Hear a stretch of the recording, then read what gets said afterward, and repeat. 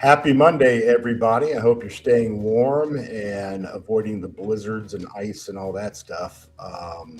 Happy to join you guys again on a Monday night. I don't think Lord Mattias, is going to be with us. He was feeling a little under the weather. And this is kind of a wrap up session of our recent Shadowdark campaign. So joining me is Jeff, Death Angel Shadow, as you know him, and Mr. James Bacon of Better with Bacon. Hello, hello. What's up, guys? How are y'all doing? Doing good. How about you? Trying not to freeze. Yeah, it's cold down here in Houston, as I was saying, but a lot of my work stuff was shut down today. I think a lot of people couldn't go to work, so it was almost like a snow day, but I'll take that. So I got to get a little work done on gaming, which I was happy with. I see our recently departed GM is here in the. Let me put the chat up there because he's in there already snarking away at us. Let's see. Hey, Chubby, what's up? Recently dearly departed. Yeah, dearly departed. Sorry, that doesn't sound very good. Departed from the live stream. Let me be specific. Yeah, hey, Michael. There's Michael Stengel from Chthonic Musings and a calculus professor. Robert Santon, how are you? Good to see you. Yeah, so a couple of people trickling in. I wouldn't be surprised if our viewership is even a little lighter tonight. But just to recap, we're not going to be playing a game. We are going to start a new game, right, Jeff, next Monday? Yeah, next Monday. That's the plan. We'll let you know if it changes, but we're going to pick up some Shadowdark and a new mini campaign that Death Angel Shadow is going to GM for us. And I think you were saying it's been a while since you've GM'd, or have you ever GM'd Shadowdark before? I've never GM'd Shadowdark, so it'll be my first go around at it. I DM'd a lot of 5e and a bunch of 3.5, 3.0, and Man, you'll be right at home. You've played enough there; it'll feel really comfortable. So yeah. No worries there. Looking forward to it, though. What adventure? Do you have that adventure that we're going to be playing? Maybe we can show them that. Yeah, I've got. I'm thinking we're going to run with. There we are. This here. This is from Tom Wilson. For those that know the name and can't place it, he is the creator of ShireCon. So. This is a Kickstarter that he did a few months ago, and pretty quick actually. It came out really quick. He filled it and it shipped it, and didn't have to pay anything extra for shipping or do any of the whole going through and getting it printed. So that was kind of a interesting, great surprise there that he, the way he did his. I think he uses Lulu or something like that to print, but. He's got stuff both on Lulu and DriveThru, so has all of his ducks in a row before he's ready to. Yeah, man, he is on the ball. Well, he's like a firefighter and all kinds of other things. So he's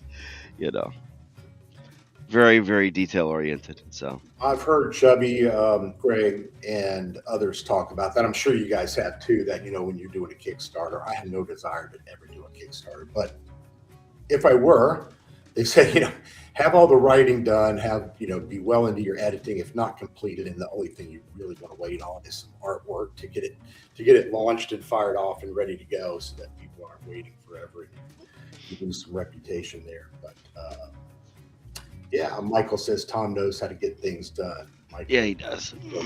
Chthonic Musings 188, so he's familiar with it as well. Yeah, ShireCon is one of those. Bacon, you don't get to too many cons, do you? If I remember right.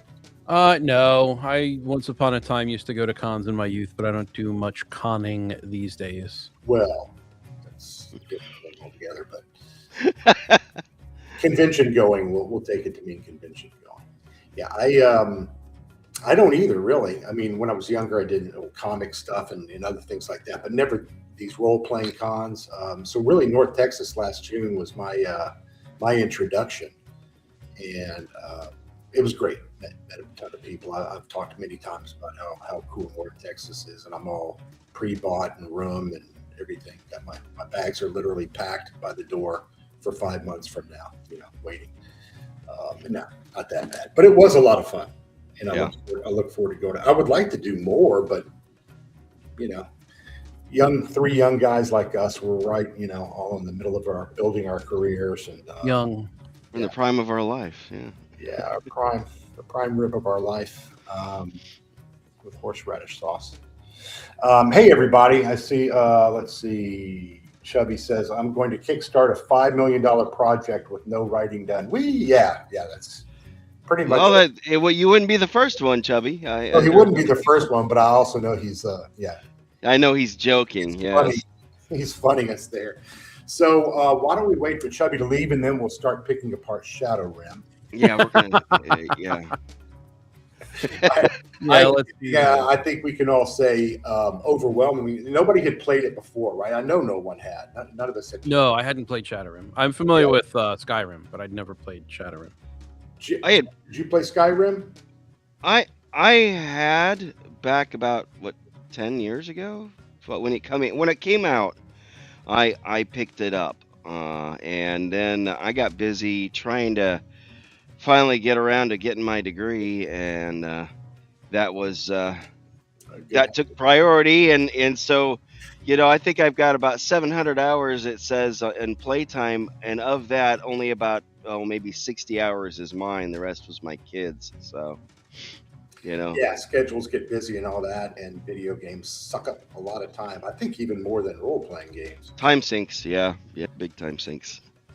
Yeah, so it was, I think, overwhelmingly a great response to using ShadowRim as a setting. I'm not familiar. I was not familiar. I'd never played Skyrim other than knowing the name and knowing that everybody loved the music and kind of the type of game it was. My son was probably playing it back in the day and saw it in passing in his room or something. But I never got into it, so there was a little bit of a learning curve. But I put some notes together, and I shared couple of topics with you guys today just to run through, and we can comment on what we thought of various parts of the game. But I was not familiar. I can't remember if I'd ever played a classless game, and I don't mean Chubby has no class. I mean that's a different topic for a different night. But see how fun this is, Greg, when you're not here and you can't comment. All you can do is put comments on the chat. It's good. So it's a classless system, though. So you're not playing a magic user or fighter, priest, etc. You're playing a collection of, I guess, character types. We really were defined by our sign, right? Was the main and our race. I mean, our race. Well, if we stuck to our sign, then we were defined by it. But and I don't think any of us did this, but there is the opportunity to switch signs as you level up, so you can really build a very eclectic sort of character.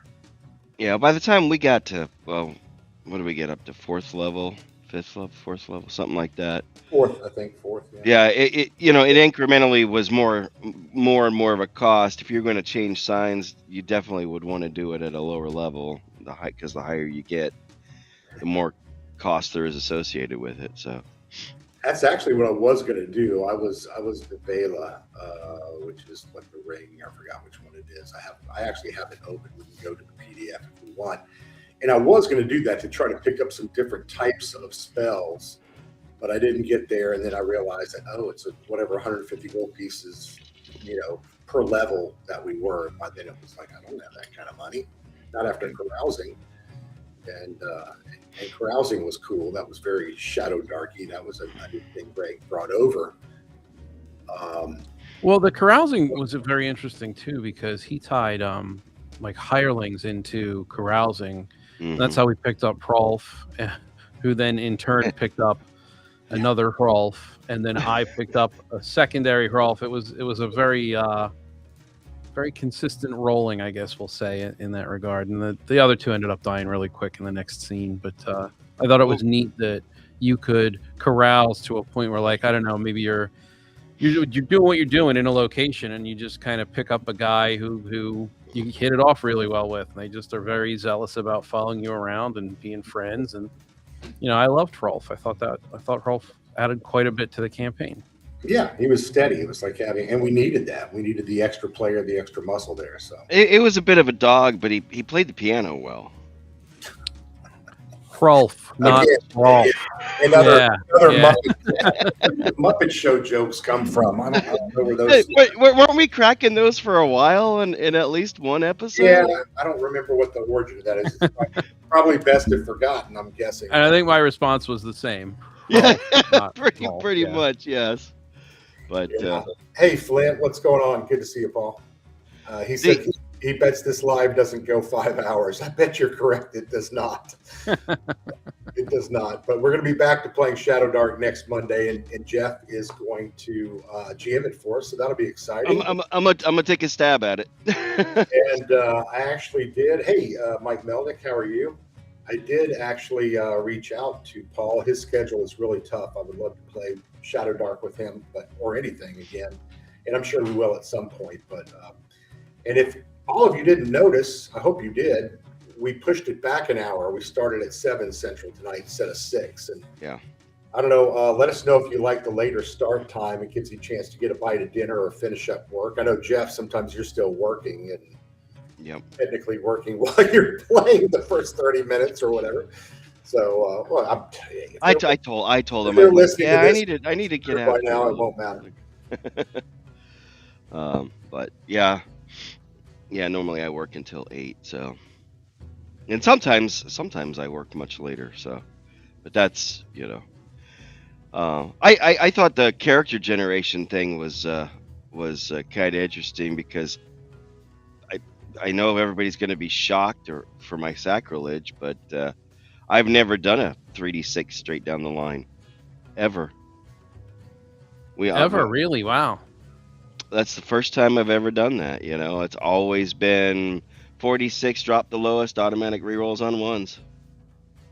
In 30 years, we've always done that way. Every table I've been at. So, except when we were playing a different system that was D10 based or something. 3-6 down the line, do it for you. I mean, were you?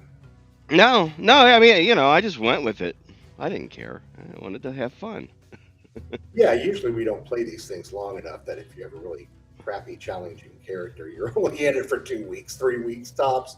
This one just went a little longer, maybe than we anticipated, thanks to Chubby sticking with us and playing it that long. But yeah, he tried his hardest to take us out that last episode before before last, and I think we made him go regroup and have to think twice about it and try harder.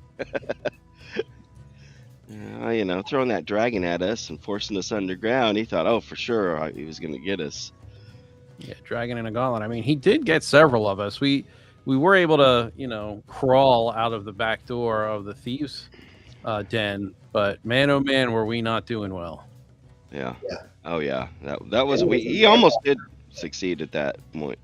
Yeah. Yes. And Fangirl is absolutely in Akadeezy's ear about, I really want to be a vampire. Can you turn me and Rolf into a vampire? I really don't want Rolf to die. Can you please bite him? Well, the whole way back. Yeah, if we all went vampire, that would have been funny. And there was that big, early on, there was that big ogre or giant, whatever it was, in the Tower of Light down inside the cave. Yeah. Yeah. Got away from. I kind of felt, I played enough with Chubby now that I can kind of tell when he's disappointed that his creation didn't get to curb stomp us there inside the giant cavern. But of course he'll say, "Oh, I don't care." Well, he revealed to us not soon after that session that was all just, I think, created on the spot. He just thought it up and went with it. It worked really well. I think he did a lot of that, but and that's a credit to him. Not everybody can do that, but yeah, for sure. I was looking through Shadowdark today, and I was checking on something. I forgot what it was, but sometimes I forget how great that book is. That if you really just had to run it on the fly, you can make it work. I mean, if you're halfway experienced, somewhat veteran GM, you don't have to be the greatest GM in the world because the tools are right there for you as far as the encounters and throwing a map together on the fly. I don't know. I thought he did a great job with it, and I don't know how much was planned. And I know a couple of times he'd get on the call early before this would start, 30 minutes ahead of time, and he's kind of halfway talking to me, and on the other end, he's making his notes for what we're doing tonight. Probably a good lesson there for all of us about spending less time on prep. Your players will have just as much fun, probably. Yeah, it's really up to your particular preference, right? You can prep all day long if you want. I don't do a lot of GMing these days, so I can't really comment on what my preference is, but I have done some no prep stuff, not recorded, just with a private group, and I think I prefer it that way. I prefer as little prep as possible. You tend not to fall into a lot of any of the prep pitfalls. It's a slippery slope. I prefer, yeah. When I started playing 5e again, I used to brag about, hey, I love the prep. Prep is part of the play, and if I like doing it, it doesn't hurt anything.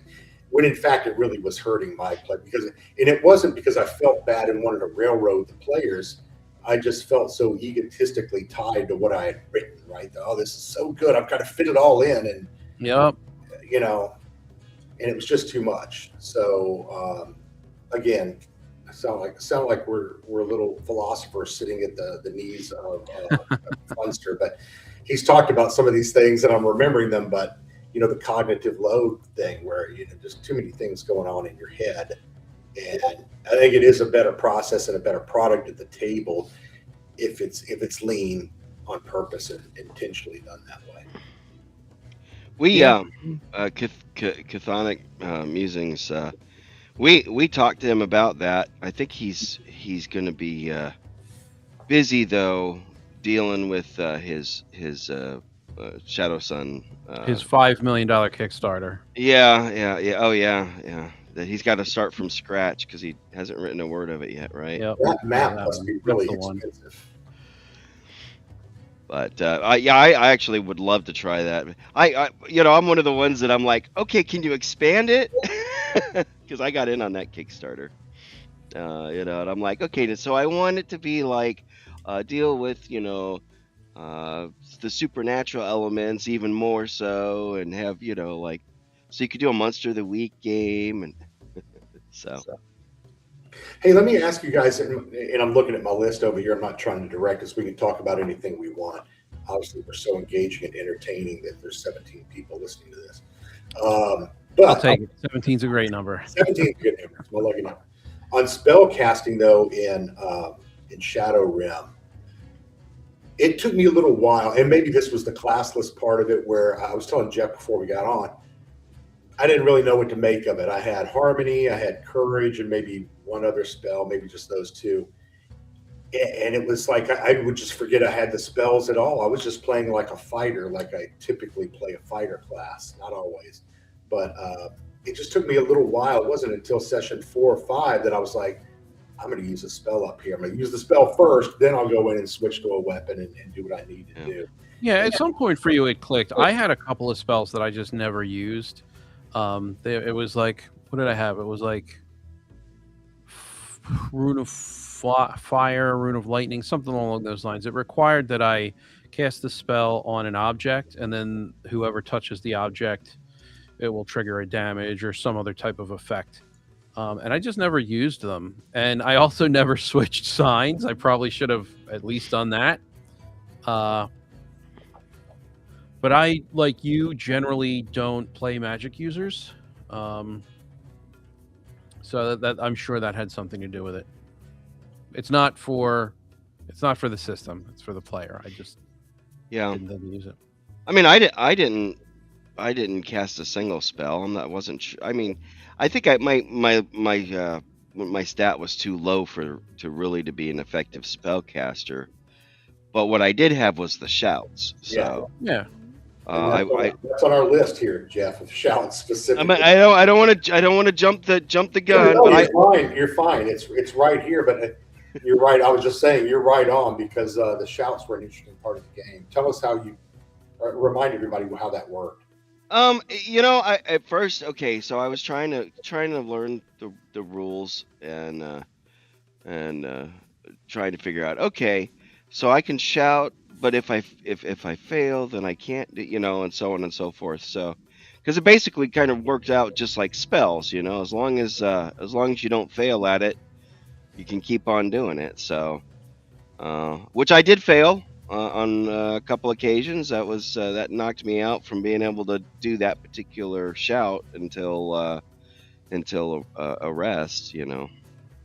And we got lucky because I think shout also could have a negative impact, right? If one of your companions was too close to your position. The one, yeah, the especially the one that I was really doing, that was the one that blows the creatures, off.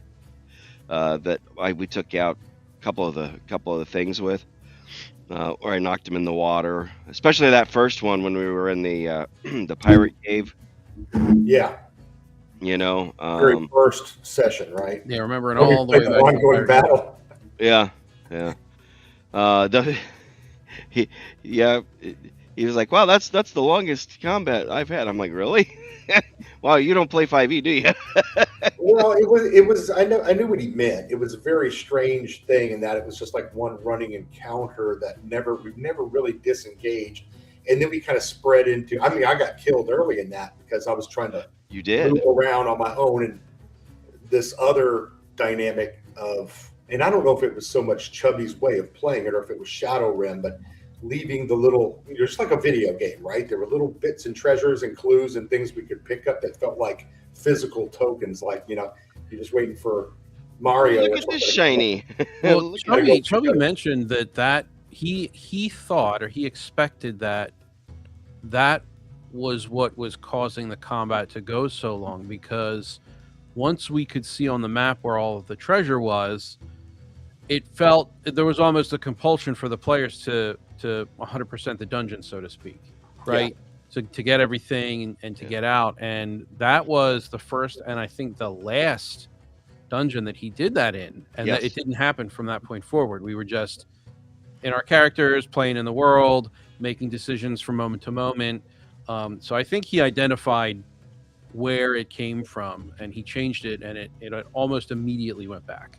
Yeah. Greg, was that something, if you're still listening, was that something you were just experimenting with? I mean, ShadowRim is, for the GM, is not really intended to play that way on the map, is it, where you sprinkle the treasures and make them that obvious? I picked up on it, and I was trying to literally pick up the treasures that you had marked, but I didn't like that aspect of the game.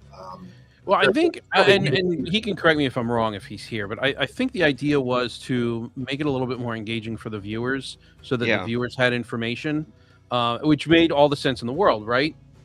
But it gave us that information. It really, it ended up tripping us up. Got me killed. So yeah.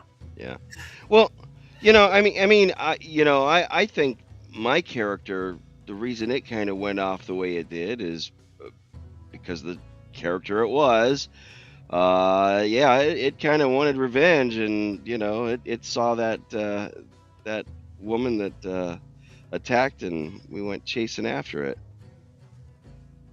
They weren't as greedy as us. Yeah, there we go. He's running with Saturday. That must have been before my time then. But to quote Gordon Gekko, greed is good. So, until you're killed by it. We found the chatters. What? Huh? What did I do? Sorry, Dan. I'm not sure I follow that. Yeah, and I cut off Bacon there. I apologize. What were you saying, James? What? Oh, I was done. I was done. I just said that if he did do this with his Saturday group, it was before I got there. Yeah. Yes, that would have been funny if you kind of went through that experiment twice. And tell everybody what you were playing. I know you were Fangirl, but what was your ancestry? And I was a wood elf. And I tried to mirror it off of the Green Pact as much as I could, legally distinct Green Pact from Skyrim. And those elves are very, how to describe it? They dislike harming plant life, and they will, they're cannibals. I'll just come out and say it, right? I've said it before in the game.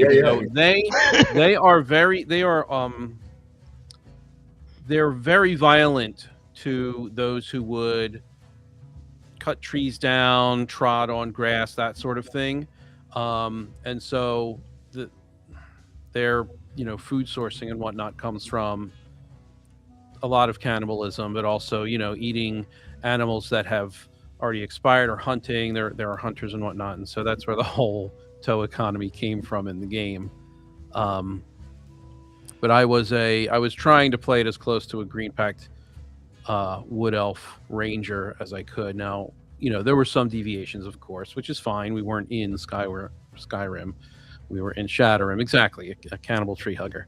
But I liked the character quite a bit. I thought, I was mellow as far as the whole, toe crunching went.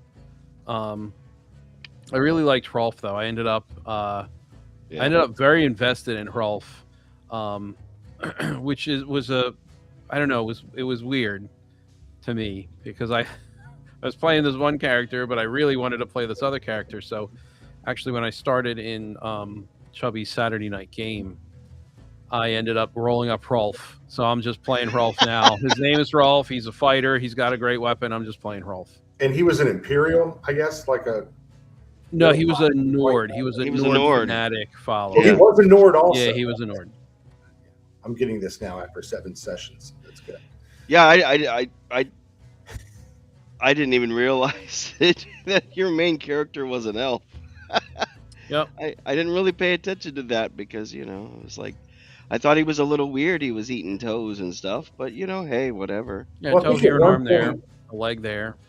I think one night after one of the sessions, we all talked about it. We didn't really do a good job introducing our characters, even for the people listening, but even to each other, or what's what and who's who.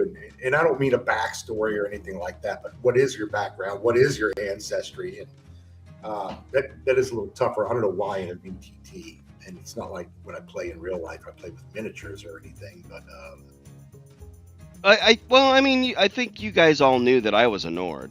I mean, that was pretty apparent. How Shadow worked. Yeah.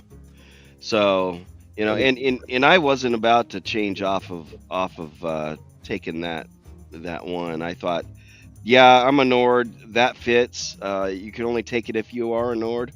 So I'm like, I might as well stick with that and embrace the shouts. And I tried to play it when we were in mixed company, if you will, with a lot of Imperials around. I tried to play down the shouting and all that, but when we were out in the wild, I let it go, and it was fun. It was a lot of fun doing the shouts. I think it didn't always work out the way I wanted it, but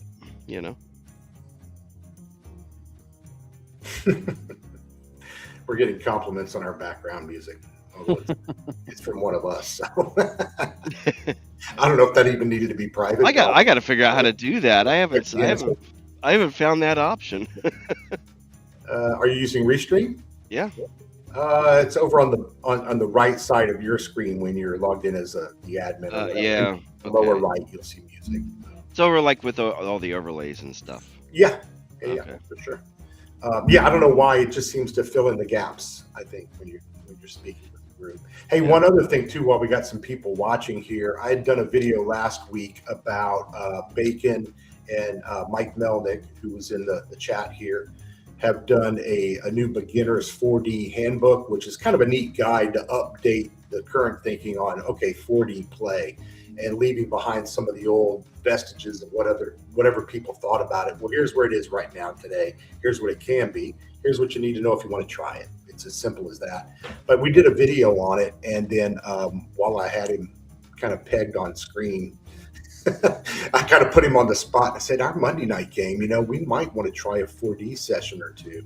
Would you want to come GM? And he goes, sure he did. So kind of held his feet to the fire, but he gave in pretty easily. So Crispy might come on in a couple of weeks and run something for us if we'll try to do the immersive in character style. So that would be a different kind of listen for us on a Monday night. That would be very fun. It would be some concentration and some thinking after a work day. I don't know how well that would work, but I'm sure we could do it. Just don't eat my toes. Yeah. Nah. I think we're leaving the cannibals be for a little while. Cannibal elves.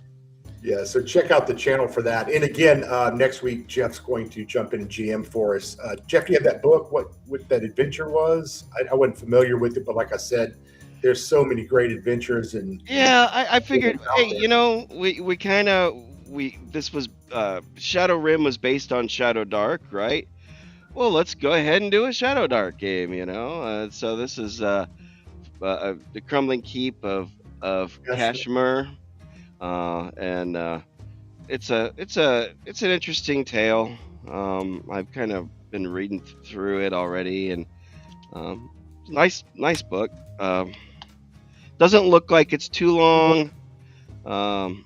You start off, I think it's for a second level in Shadowdark, and I've got some pre-gens too, so we'll talk about it offline whether we just want to try and run with the pre-gens and go from there just to make it quick and easy, or if people want to roll up and level up. Appreciate you jumping in and doing that. I know that'll be fun. Hey, Edgelord King, how are you doing? Couple of folks. Elf Hunter 6. I see him or her. I guess it's him everywhere. The only reason I say it's him is because I look at my usage and my subscriber and that kind of thing, my data. It's like 98% male, 1% female, which is probably, I talked my wife into following my channel, which she doesn't really watch it. Or she'll put on a video and then go away and let it play. Yeah, Elf Hunter's a 40 guy. He's a I don't know who the other 1% is. It's not male or female, but whatever. It's a little could be my wife. Little whatever. So yeah, your wife might be a follower in there, a 1%er. So anyway, that's what we're going to be doing coming up. What did Elf Hunter say? Jeff, someone ate your toes in a role-playing game to Small World. Yeah. What is he playing with you, Bacon? It wasn't me that did that. Though I wouldn't doubt that at some point that has happened. Yeah. Hey, talking about ShadowRim here tonight, and we're just talking through some of the things in this campaign we just finished up. Lord Mattias couldn't be with us tonight. He's under the weather. What about combat? I mean, to me, it felt very familiar. Was there anything unique or different that you guys liked about combat in ShadowRim? It felt very much like Shadowdark to me. Like it was a familiar combat. I don't know if Chubby updated any of the dice for the weapons, or if any of the weapons were unique to his particular setting. But it felt very familiar. It was, I thought it was pretty decently standard Shadowdark combat. I did too. Yeah, Jeff, what was your? Of course, I think it was kind of interesting that the main weapon I used is one that I got. What was it? Was it something I found? I think in the first session that we had. Of course, the warhammer that attracted insects at night. So, which we did play into a little bit. He probably, if we were to keep it going, I'm sure he'd play more into it. But but that was kind of interesting. But it had the damage, So the annoyance factor. I think you guys had to clear off some insects off me one time because I got caught up in a swarm or something. That's right. Yeah. I think a couple of times you forgot you even had that weapon. What was it? A warhammer? You said, or pretty axe sure. or something? Yeah. Let's see. Oh, it's not worth looking mace. at. Might have been a mace. A mace. Yeah, maybe it was a mace. Yeah. Interesting. But it was fun. It added a little bit of flavor. And most of the time I was swinging that. The shouts I didn't use. I didn't spam the shouts. Let's put it that way. And I was trying to, avoid being caught doing something that was forbidden by the Imperials, So that's why I didn't do it at all in the city and, that type of stuff. So. Oh, that's cool. Edgelord King in the comments is playing ShadowRim, and their second session is this Thursday. Rad. I handled fumbles in Melee by having the person who fumbled roll against adjacent allies. Do you mean like possibly striking them, or you roll a crit with your short bow and instead you fire a bow into the back of their calf kind of thing, or I mean an arrow into? We'll let Edgelord King catch up and answer that. But what do shouts do? It depends. The two that I had, one of them did a knockback. Yes, it would send. Fusroda. That's the headlining shout from Skyrim. Yeah. Let me see if I've got it up here. Let me log into Roll20, so I have it handy. Sign in. Yeah, I had never used Roll20 until this game.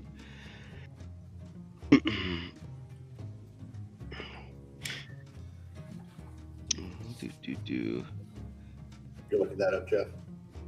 I'm pulling it up now. Cool. See if it lets me pull my character up here. Okay, yeah, I don't. Chubby didn't lock us out already. No, he didn't lock it out yet. which is probably good, because I think it's fun to be able to go and see what I did. Yeah. Ngari, that's my character. Mm-hmm. And I had the Intimidate shout and the Unrelenting shout. So the Unrelenting is the one that did a knockback for close. It's an unrelenting force of nature that throws your enemies through the air. Anyone within close distance. Yeah, it's indiscriminate. Is thrown. If they hit a wall, they take 1d6 falling damage. If they're thrown off a ledge or a cliff, they take normal falling damage.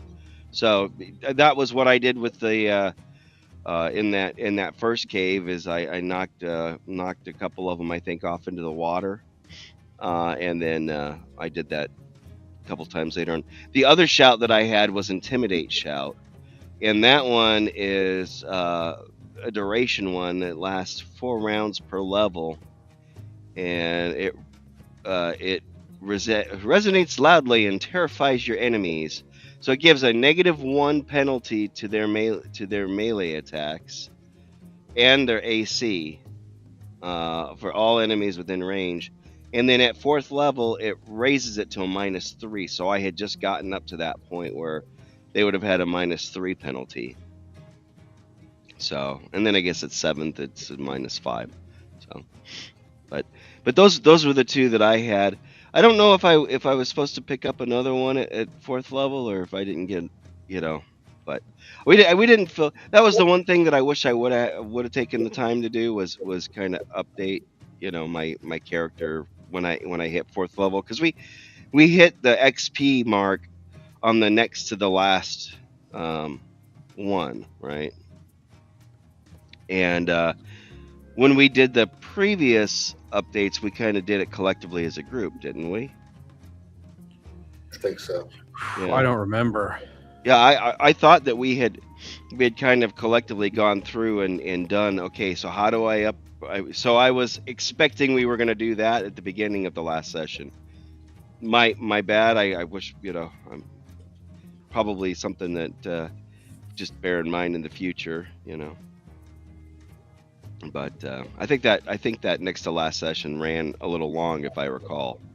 So, yeah, I did like the shouts, because I thought probably the most memorable character in our group, other than the Wood Elf Cannibal. So I guess it's a tie for both. Yeah, that was pretty memorable. But the other one was the Nordster with his shouting capabilities was kind of cool.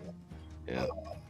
If Chubby's still listening, I'd made the comment earlier, Craig, that, it took a little while to get used to the fact that we were classless, and that, you have these spells also, that if you're not used to being a magic user, you have these spells in your back pocket along with your regular fighting skills. That took it's a little like, I do have the book over here. I played this game also, Black Sword Hack, which is kind of a Michael Moorcock, Elric and Melmabone type setting. So it's the same thing. You're classless, but you have that merger of abilities, and it's a little like Bacon and others in our game saying, "Oh, hell, I didn't use a luck token because I forget I have luck tokens. I don't even think about it." I think Yeah. I think we all kind of, Yeah. I did. I even use. I think I used mine once, and I still failed. So it didn't really. Yeah, and to be fair, I think usually it was Chubby going, or you could use your luck token. Hey, you could use your luck token right now to roll again. Oh yeah, I could. Yeah, kind of forgot they were there. And Edgelord is absolutely right to point out. Yes, it did require charisma check. So, and I did not always make that check. And when you fail it, just like with a spell, I guess I won't shout. I can't use that shout again for till a whole a rest period. But overall combat, whoever, I think Bacon said it earlier, it did feel just like Shadowdark. So for me, I'm sure for you guys too, it's very comfortable. Went pretty quickly, and Chubby ran pretty slick. Initiative. I know he plays with it different ways sometimes when we roll it and when we change it, but it was pretty standard, I thought. Oh, there he is. He says, playing OSC with the Saturday night group, I've been thinking about how to make hybrid magic using classes so that nobody is that one spell wizard that has no combat abilities. Oh, kind of like a cleric, maybe? Yeah. I mean, that's the one thing that I kind of like about the cleric. The merger of divine and fighting, divine magic skills. Yeah. I mean, what was it? I was in another. Oh, I was playing a dwarven cleric in a game on Saturday with Trollord Games, a CNC game, and that was kind of neat because I could turn undead, and we had undead.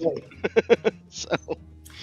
Yeah, I think so much of what Shadowdark does and so many other systems, right, is play on the D&D,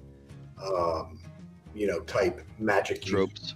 Yeah, the trope of the Jack Vance type magic user. And I've tried to read Jack Vance, and I just think it's so awful. The writing is terrible, and I'm sorry. Wow, why? I will fight people because anybody that has to go out of his way to write using a thesaurus to use big words to sound intelligent, to impress 12-year-olds, give me a break. It's terrible. It's terrible. But there's a couple other writers that I read and I really enjoy, and sometimes they're not the best writers either, like Howard and Lovecraft. And sometimes Dunsany, but Dunsany was making it up where it didn't really exist before him. So, I'll let him slide on some of that.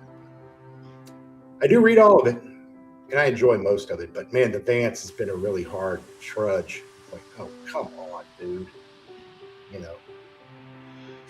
Yeah, I'm not trying to, talk anyone down or back or whatever, so...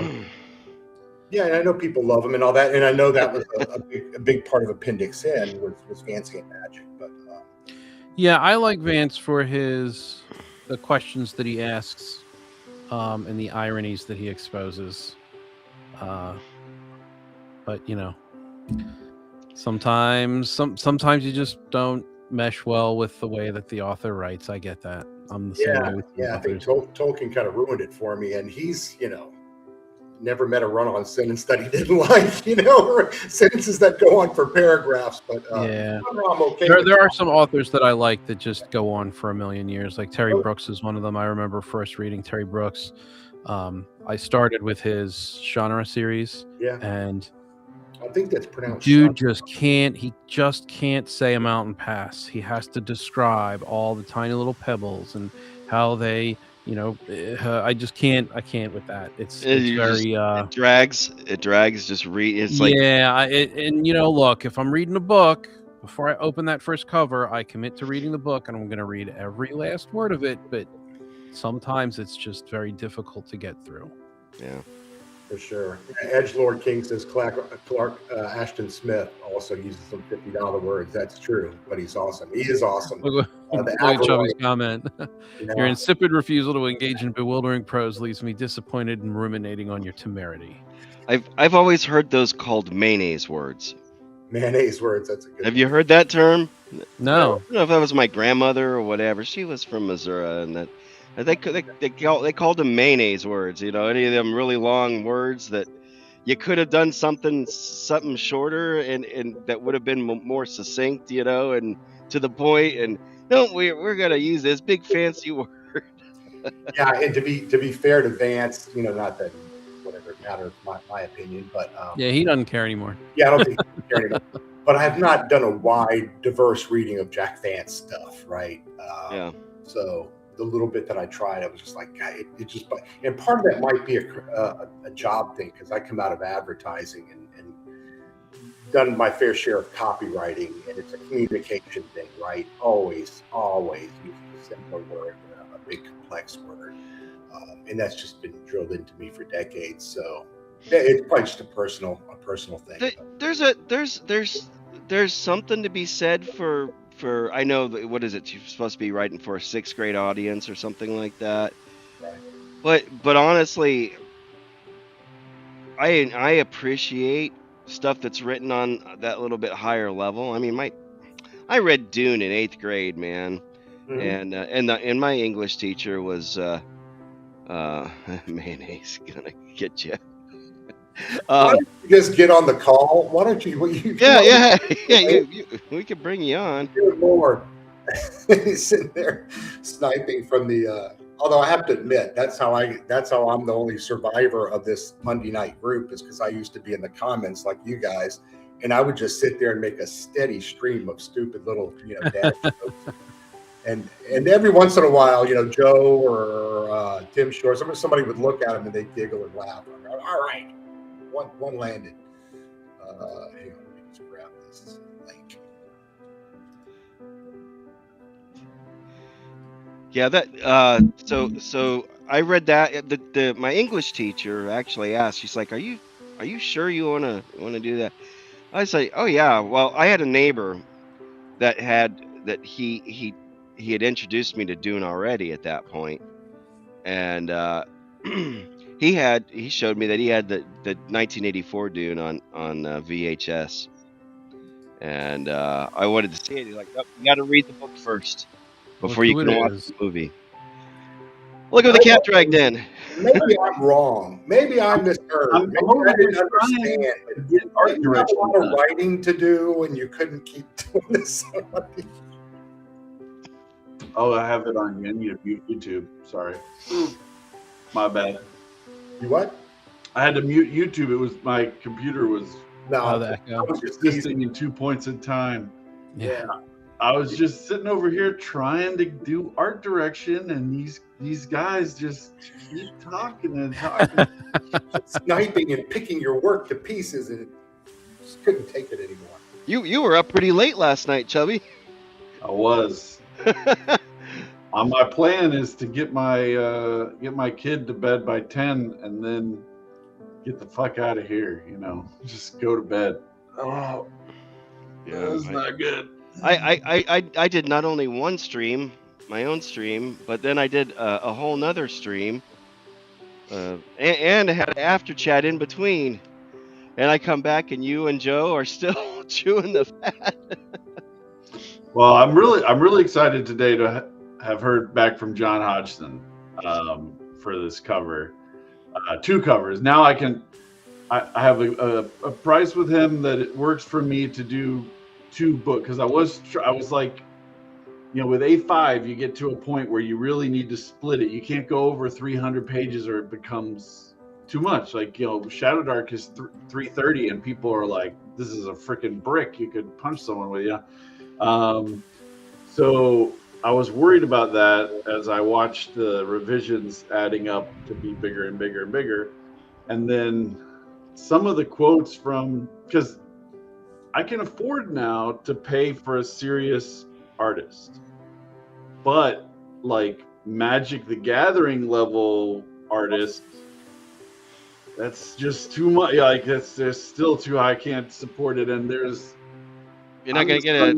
Yeah, I'm the son of 2 actuaries, so my risk tolerance is very low. Very low.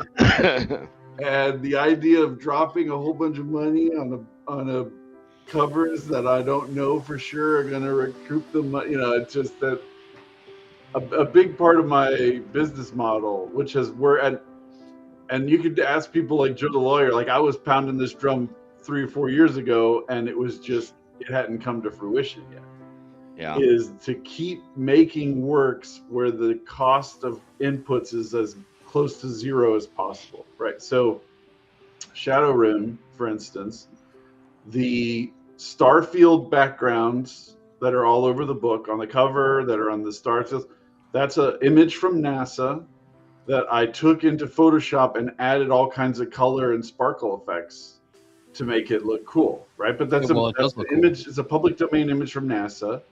That image of the seated guy is a stock art piece that's on DriveThruRPG for just a few bucks, but in black and white, you wouldn't even recognize it for what that is right there. Right. Right. So what that is there's a thin layer of the image, and then I cut everything off except for the dude, and then kept darkening him so he would glow more than the surrounding part of the image, right? So it's like a layered thickness of this dude being pressed into the background. And that the dragon that's in the middle of the logo, that's a stock art image that was like $1, you know, right? So that's like awesome. Yeah, like working on all the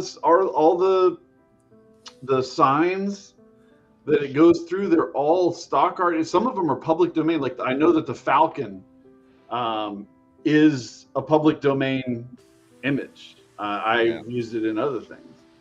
So like putting it so it's as close to zero cost as possible, you know. Right. And then that way, once it's done, everything like that's a stock art sword that you can buy tons of stock art swords on DriveThru for like $1, right? Sure can.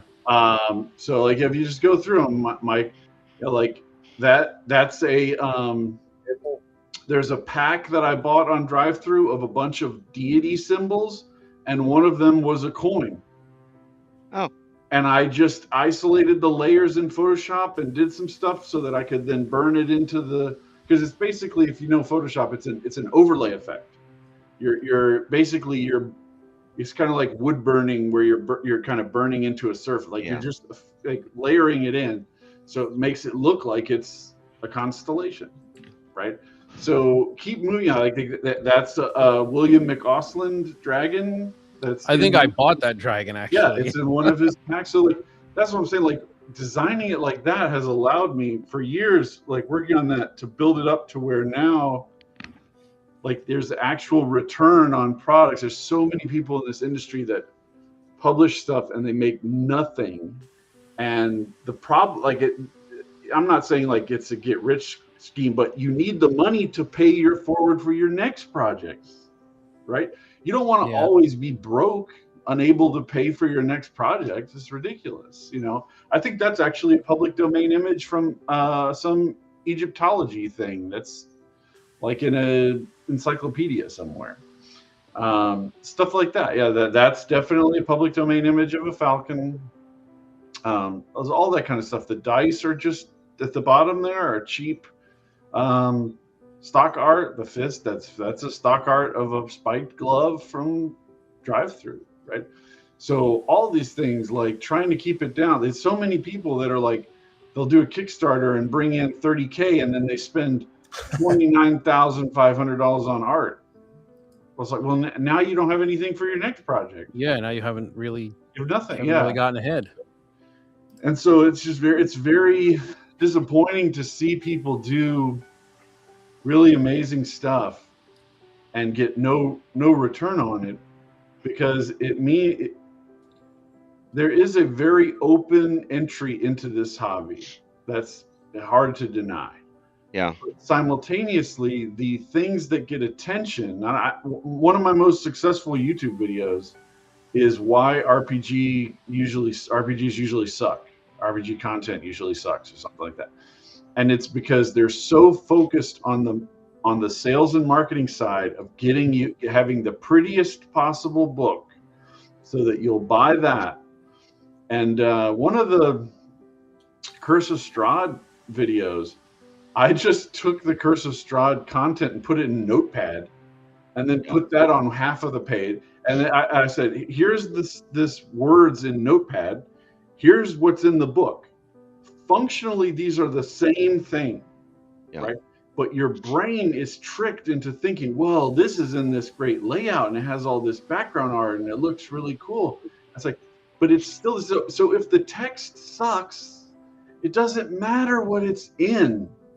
It's a coffee table book. Yeah, it looks nice. And there's so many things where it's hard for people to even tell what's a good product or a bad product, because it's like illusion magic all the time. Everything is illusion magic. It's constant illusion magic, and people are trying to see through this shit. And that's what, like, when I started doing the videos where I'm like, I actually read the book. This is what the fucking book says. You know, like, that's what people want to know, because they're tired of buying some super expensive book and it blows. I mean, how many people drop $40-$50 on some Wizards of the Coast book that they never used once at the table? Right. Yeah. I don't think there's a person in the hobby that doesn't do this shit. Right. Like there's definite, but I've got the books that are still on my shelf that I haven't given away are the ones that I actually like, you know, like, but there's so many books that I gave away to charity some year, or I gave to some friend. I was like, here, maybe you use this book, because it just wasn't good. Yeah. And so my strategy, I know the guys in the group chat with me and Joe the Lawyer and Eric Tinker are just, you know, tired to death of hearing me say this shit. But like, for a long time, do the public domain thing, do the lowest possible cost thing, scrounge for shit, and make it so.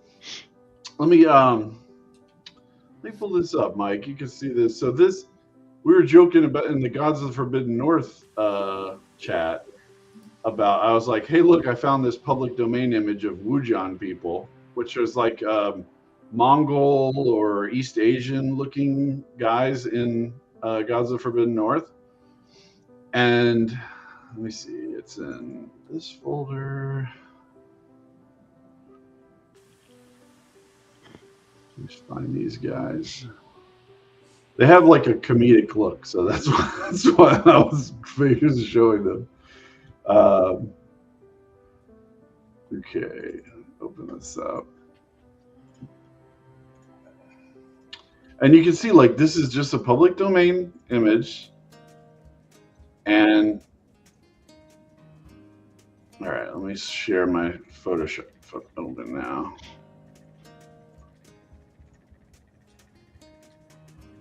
Okay, so this is a painting from some like early 1900s. Well, yeah, there it is in the title, 1885. It's in a Lahore Punjabi Company school book. Okay, painting a family of Tartars, right? And all you have to do is apply some layer effects, and you got this. Yeah. And it's so close to the art style that is in Gods of Forbidden North already, right? And I was like, this is like, all this took 3 minutes in Photoshop.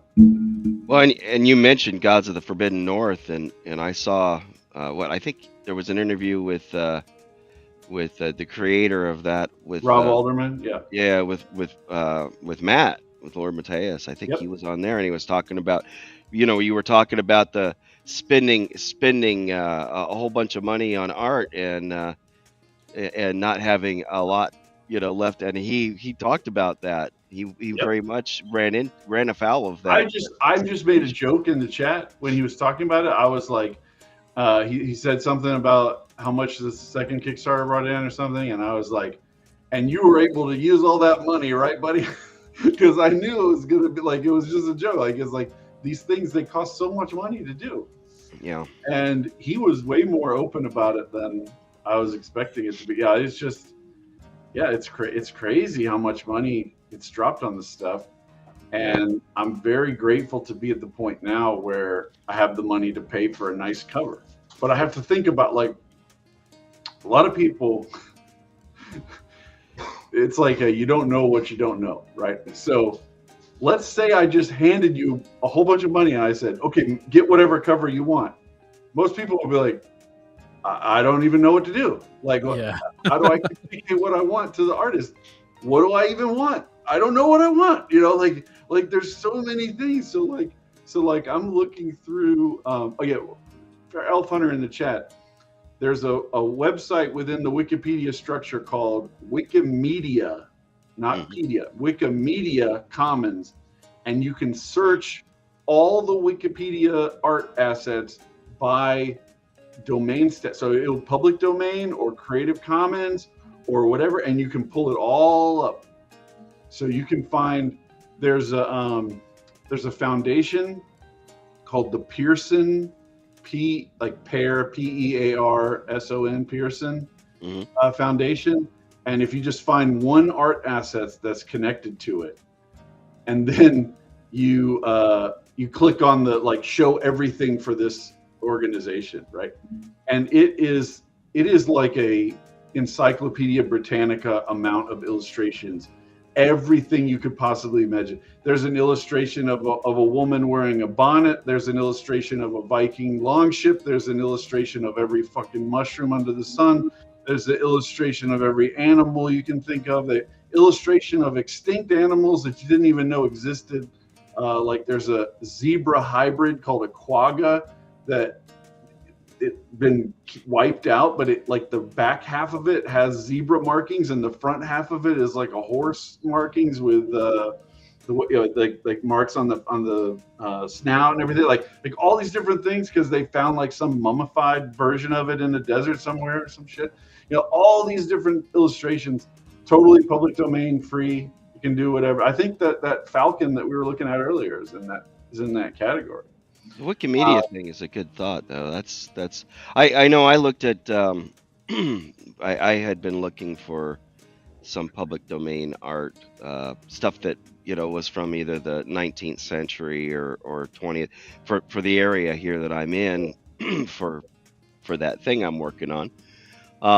And I found one that is from a piece in a museum, and it's a public domain piece, and it's a beautiful painting, that is of the mountains and all that. So, well, Chthonic Musings has an excellent point. I believe that is changing now with VTTs for the first time, really changing with VTTs, because I can get like with Gods of the Forbidden North, he just released all the art as an art pack in the zip file that you get. And so you can just go onto the VTT and put the image of the dude and share it with the players. You can put text next to it, be like, this is so-and-so, and distribute that. Very, very useful. One of the things that I had Dark Sun modules and I had read them before, but always in PDF. I'd never actually seen one in real life. And then I saw one recently that somebody actually had in real life, and seeing how the flip book works was just awesome. I mean, I'm sure that it is not cost effective from a production perspective, but to have basically it's a flip book like the size of the detective's notepad on TV, where they're taking notes. And what happens is each card has a side for the GM. Yeah. And then once you've done whatever, you flip it over so the other side comes up and the players are looking at the picture of the dude on the other side. Right. But they can't see your side because you flipped it over. Yeah. I'm like, genius. But all I had ever had was PDFs that was a scan of every page, and it wasn't arranged that way. So I just thought it was just pages. So there's all kinds of cool stuff out there. I do like Theater of the Mind games too, even if you're just playing on Discord or something where you don't necessarily let them map and describe it and all that, but where you can just show scenes of the terrain or the cityscape outside the city or the castle from a distance, to kind of set the mood in the character of what's going on in the game without getting every image of a monster or a token or a map and all that too. That's kind of a different game. That's cool. Engage between the ears. Well, I mean, I was doing stuff like this back in the early 2000s. I had a scanner and I would scan the image from the book. I had a TV out card and I said, okay, this is what it looks like. Look at the TV set, the old console TV set back there. But yeah, I mean, I wasn't even using a VTT at the time. It was just, throwing it up in Paint and sending the image off to the TV instead of the the regular monitors, just so that the players could actually see. This is what you see, instead of going, you see a beholder. No, this is what you see. You tell and you kind of describe it instead of just telling them straight up what it is. Hey, Greg, I was going to ask you earlier about Shadow Sun. I know you're aiming to have, at least I think you are, aiming to have something re-released for summertime. Would that be something you'd have in time for North Texas? Or maybe we talked about this before. I believe so. That I don't know that I will have.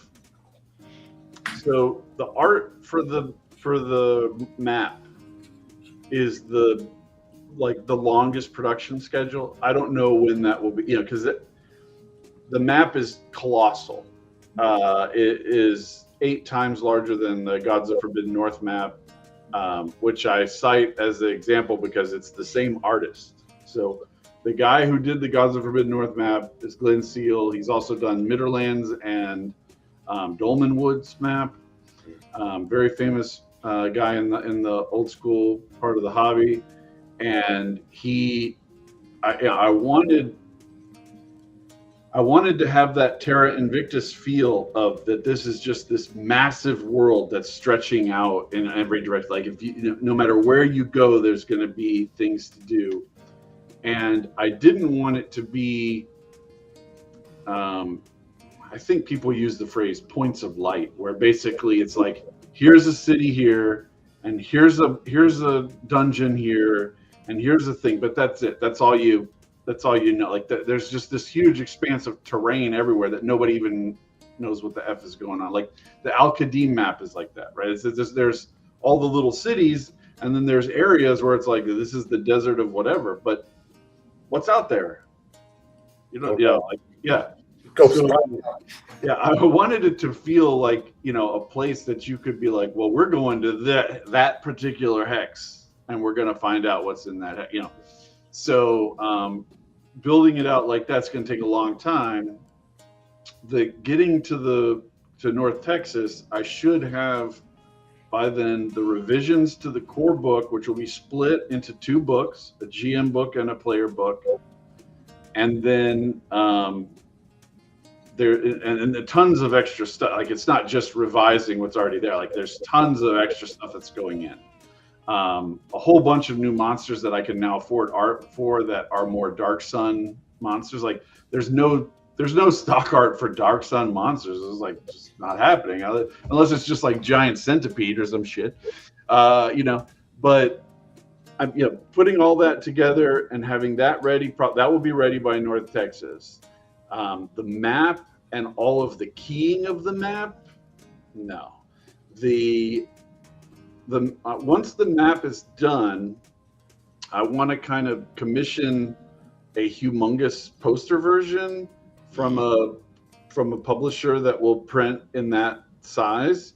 But I'm not going to only have it in that size. I'm going to have it's divided into 8 segments for a reason, so that you could have each of the segments is going to be, if you scale it right, will fit on a 8.5 by 11 page, just like the Gods of Forbidden North map fits on an 8.5 by 11 page. So you can have a handout of this 1/8 of the map, and you could use just that 1/8. And the kind of secret backroom reason for this is DriveThru has a publishing system on the card side where you can publish either letter size or legal size posters in high gloss that look really great. That's very cool. Here, I'll go grab one off the shelf here real quick. Yeah. While he's doing that, hey, one thing I liked from our little list of things we wanted to follow up on was I think we only did travel really in one game, and then we got to the city and stayed around the city, if I remember right. But maybe the second session after the Pirate Cave thing, we did a little travel. I like the way we did. We didn't bog down on it, and it wasn't all. I'm fine with some simple resource management. I don't think it has to be that hard, especially. So this is Mulyadi the Conqueror's map, but you can see that looks great. This is a legal size map. We zoom in here.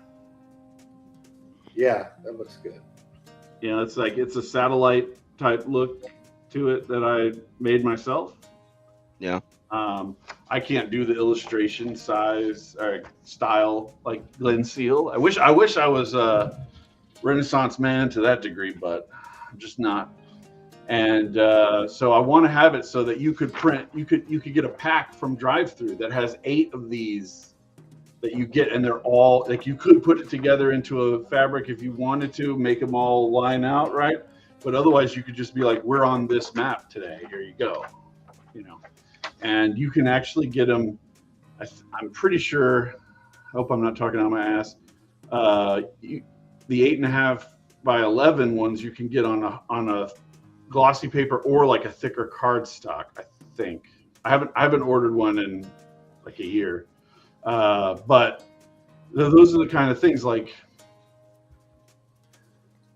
this is hard to express, so if it doesn't make sense, let me know. But you can like find a way to make something that brings in all that big money, that has this high production cost, but the amount of work and energy and everything that you put into it just isn't worth it for you. Whereas like if you have something that you can just put on DriveThru and just chink chink done, print it out, get it out the door, the low stress level of that can be worth it, right? Yeah. Like running a huge Kickstarter is not like a joyful event.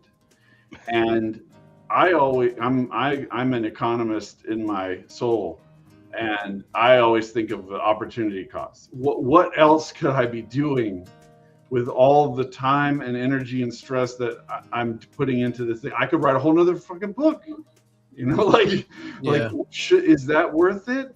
Is it worth it to have one less book, but it has a marginally better print quality relative to, like, I mean, is it worth it to put a ribbon in the book? Is that like that's where we're at? Like, you know, I like the ribbons. I know, I like the ribbon too.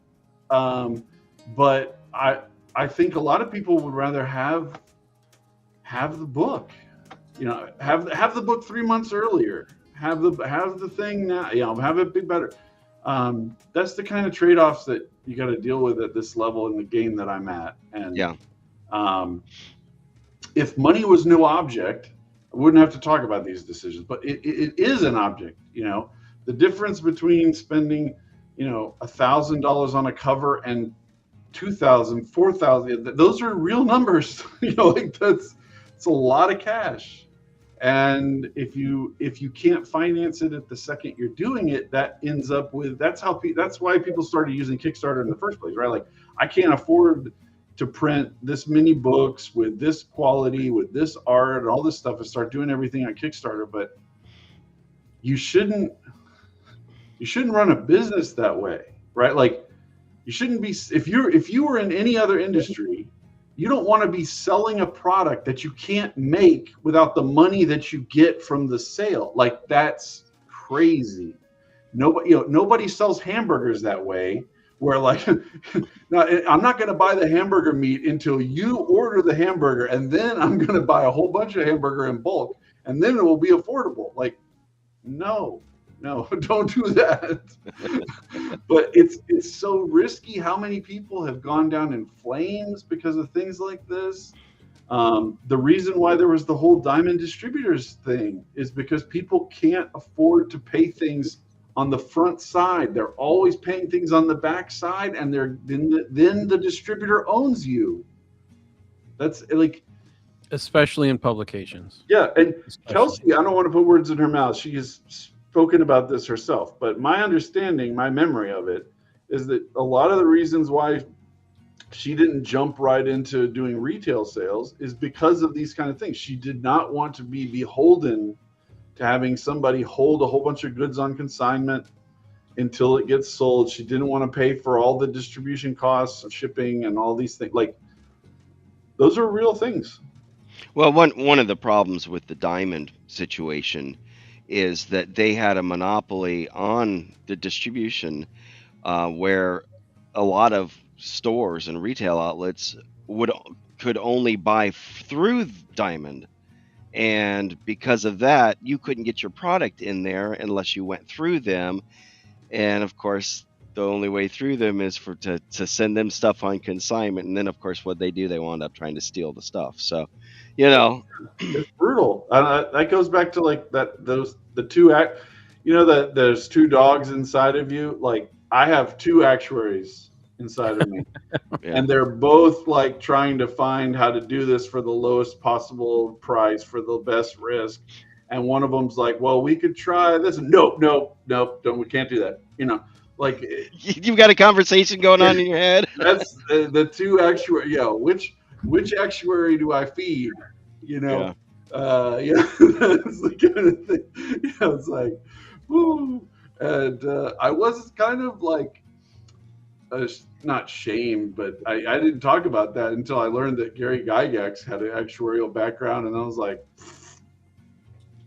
let it rip. I don't care if anybody knows I'm. Yeah, he did insurance and stuff. Actuarial material. Yeah. For I think that's what he was doing Yeah. while he was designing. When he had the young kids and all that. Yeah. Yeah. But I hope to do the same thing for ShadowRim that I'm doing this year for Shadow Sun, if the cash flow works in that direction.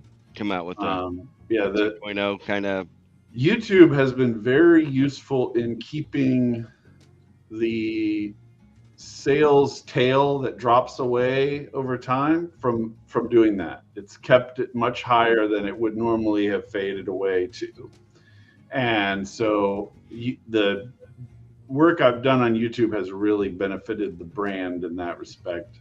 So I'm glad that we do things like do the live streams and everything. It's very useful. I think people want to buy from somebody that they like and believe in, and that's one of the reasons why people aren't buying Wizards of the Coast stuff anymore, is they don't trust them, they don't believe in them anymore.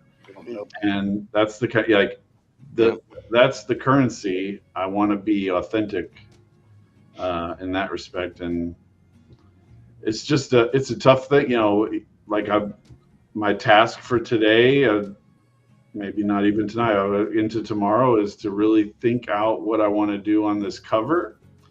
The only really thing I'm sold on is there's a famous illustration, or it's a cover, but not really illustration, on slave tribes, Dark Sun accessories. The famous guy with the spiky helmet, and he's holding two spiked clubs over his head. Is this very iconic Dark Sun image. And I had the idea of creating a statue, kind of like the DMG statue that's iconic, with the red devil guy with the gemstones for eyes, right? And having a scene where there's this statue, and the statue is the guy in that pose, like the guy on the cover of Slave Tribes, and then there's all sorts of stuff around him. So he's kind of like, he has that dark sun credential, and it's still going to be innovative. I want to make sure that the illustration shows the black, the sea effect that surrounds it, because I don't just have it as all dead. Like there's that was how I kind of integrated it into Shadowdark, is having that it's an ocean of black silt, right? So I need to make sure that whatever camera angle, for lack of a better term, perspective, is able to see some of that in the background. So that means it needs to be outside. It can't all be like inside of a temple or whatever. And then there's all these so I'm just kind of building this thing in my head, and then you have to communicate this stuff to artists. I actually have, I'll show you one page. Pull up. When I commission art to artists, like not covers, but like just I need a figure of this thing or whatever, I put together a file in InDesign, and then show it. So let me see. All right, this is a good one. So I sent 8 of these full page illustrations to Eric Lofgren, which is he's done a bunch of stuff that you'll probably recognize as stock art or pieces and other things. He did the art that's the Scarlet Minotaur in the GM Quick Start for Shadowdark, and I wanted these as kind of like the full page illustrations that are with the classes in Shadowdark, but I'm doing it with the races because races are so different in the Dark Sun, the Shadow Sun. So this picture of this cat is just for positioning, right? It's just the way that I want the figure to look. But then I'm like, okay, but it needs to match this. This is an illustration from Rick Hershey that I'm actually using for the Hawkfolk, right? So it's going to be this kind of a guy, but in this pose, right? And he's going to be standing on top of a lizard folk guy that'll be dead. That should look kind of like this. This is the live version of that lizard folk guy, right? And then there's a description of what I want. So that's the kind of thing, like putting this together and communicating this to the artist is. It's a style guide. It's very hard. Yeah. It's challenging. It takes a long time because if you're going to drop $500, you need to take some time and really sketch out. You can't just be like, do whatever you want, bro. Yeah, you'll never get what you want if you tell them. You gotta really be clear, because they're not going to want to draw up a sketch and then have you go back and go, well, I'd really like it if you totally change this sketch. The sketch needs to align with the thing. So I would love to be able to have that kind of level art for like ShadowRim assets, to have like a wood elf that's like that, and to have a whole bunch of stuff that because I got Rick Hershey is another artist that I've used, and I've commissioned work for him for that Al-Qadim type game that's on my back burner now, and some really fantastic pieces. It's just very expensive to do half page or full page art. It's pricey, but I don't think turning to the AI is any possible solution. So I want to make sure that the people that are capable of imagining new and cool things are the people that I'm giving my money to, and I definitely don't want to give my money to things that are going to be detrimental in so many ways. I don't want to go off on an AI tangent. I want to. So that's just my perspective. So I think it'll be. It just takes, but it takes time. It takes months for big, huge art pieces to get made, because artists have workflows that you got to get into. Like Glenn Seal told me that I'm probably going to be up he'll start working on the first map middle of next month. He told me that over a month ago, so like he's far out in his queue, and there's a variety of things. But I don't want anything to be, if I don't get this by a certain date, I'm screwed. Right. So that's the kind of issue, and it's very hard to think, what do I need in 5 months? Let's plan ahead for that, when you haven't even written some of the things that you're going to need the art for. So you have to really plan it out and do stuff. And like the map for ShadowRim was made by me, but it has all kinds of flaws. It's hard, for me, it's almost like when I look at it now, looking back at it, I'm like, I wish I'd done this thing differently and that thing differently. But for free, for just Greg's labor, it's a really good map. What did you do? What is ShadowRim? The ShadowRim. You said ShadowRim. What is ShadowRim? I'm kidding. Oh, you're fucking with me now. No. Yes, I am. No, what did you do the map in? Photoshop. I use a technique of what you do. There's a function in Photoshop that creates a cloud effect. It's like a random pattern of white and black, and it has gradients of transition between them, so it looks like clouds. And if you use that effect in a certain way, you can create random terrain shapes, and you texture them. So you basically, you have like one layer that is just like the base of the grassland, and then you have another layer that you've textured to be just like little ridges, and it's transparent through, so it's basically drawing the ridges on the base layer that you've got. And then you can add darkening effects to it and all stuff to make it look like a satellite map. And it takes a long time.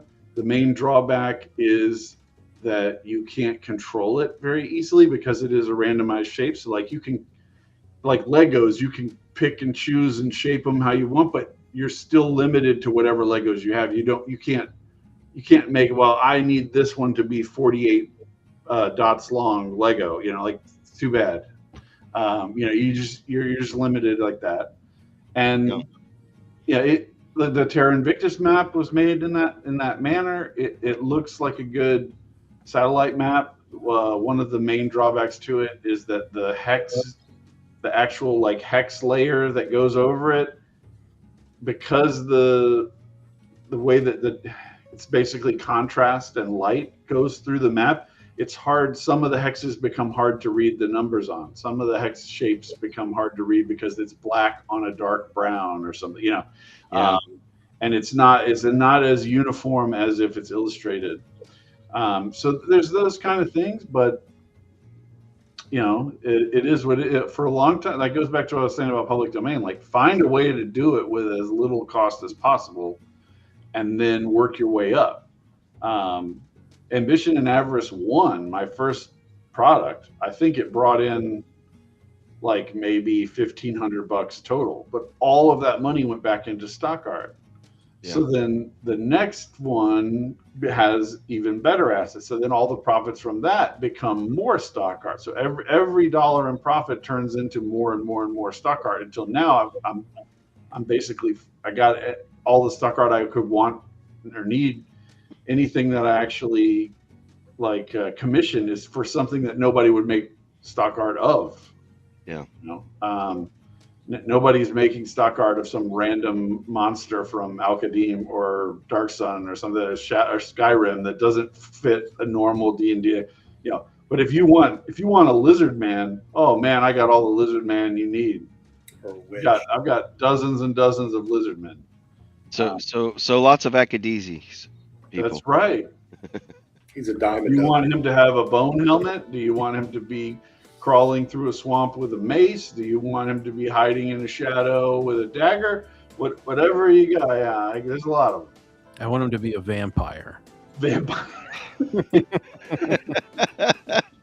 Well, he might be like the little lizards in Florida. Shadow City, almost everything in Shadow City is public domain or stock art, except for the class art. And the class art is, I got it commissioned so that it would have a unique kind of World of Darkness feel to it on those things. And that was from Rob Necronomicon. He's a guy, I follow him on Twitter. Great guy. He's got a lot of the stock art is from Rob Necronomicon. Great, very affordable. And somebody was like, how much money do you need to break even on this book? And I'm like, I'll break even on the first day. It'll be fine. I'm not worried about not breaking even. But yeah, it's just trying to keep things moving forward. Hey, Chubby, I'm glad you joined us. I'm just going to ask if you could help us with something. So, we were going to follow up. We were talking all about ShadowRim, what we liked, and I think overwhelmingly all of us, including Lord Matt, would recommend it as a setting for Shadowdark. Maybe not your first one, but once you're familiar with Shadowdark and everything, it was easy enough to jump into, even for somebody like me that didn't play Skyrim. But one of the things I think that was a little tricky, and it was the last big thing we were going to talk about, it'll be better for you to explain it, was the development of the alchemy system here. Yeah. Very unique. It really feels like a game within the game. Can you address that for us and lay it out for people? Well, alchemy is like one of my favorite things to do in Skyrim. I mean, this was my favorite thing to do in Oblivion. In Oblivion, I learned that alchemy was a recycling program. So you would just you would go into somebody's house and steal everything under the sun, and half of those items you could then turn into non-stolen goods by turning them into alchemical potions. So you'd steal, you go into, like in Skyrim, you go into one of the alchemy shops, you steal everything on all the shelves, you turn it into potions, and then you sell the potion you made to the person running the shop. Like it's crazy. On my own fence. Yeah. So that was just like an exploit in the game for a while. Yeah, like it was just something like I just love it. I feel like one of the problems with kind of tabletop as a whole is that players get a hold of the book, and once they know things, it's very hard to keep secrets from them.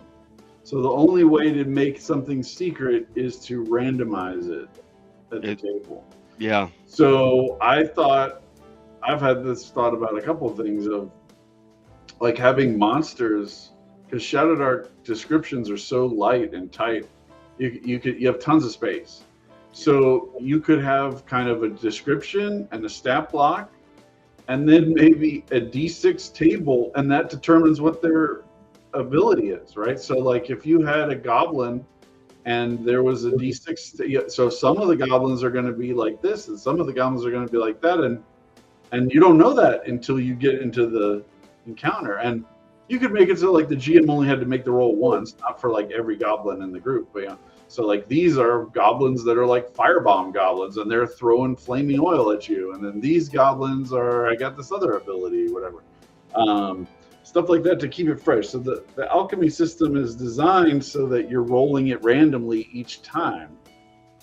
And my big mistake when we were running it live is letting them do it on a toe, because I should have insisted that it had to be like a monstrous toe, like a giant toe or a dragon toe, some kind of thing that would be hard to get, a troll toe.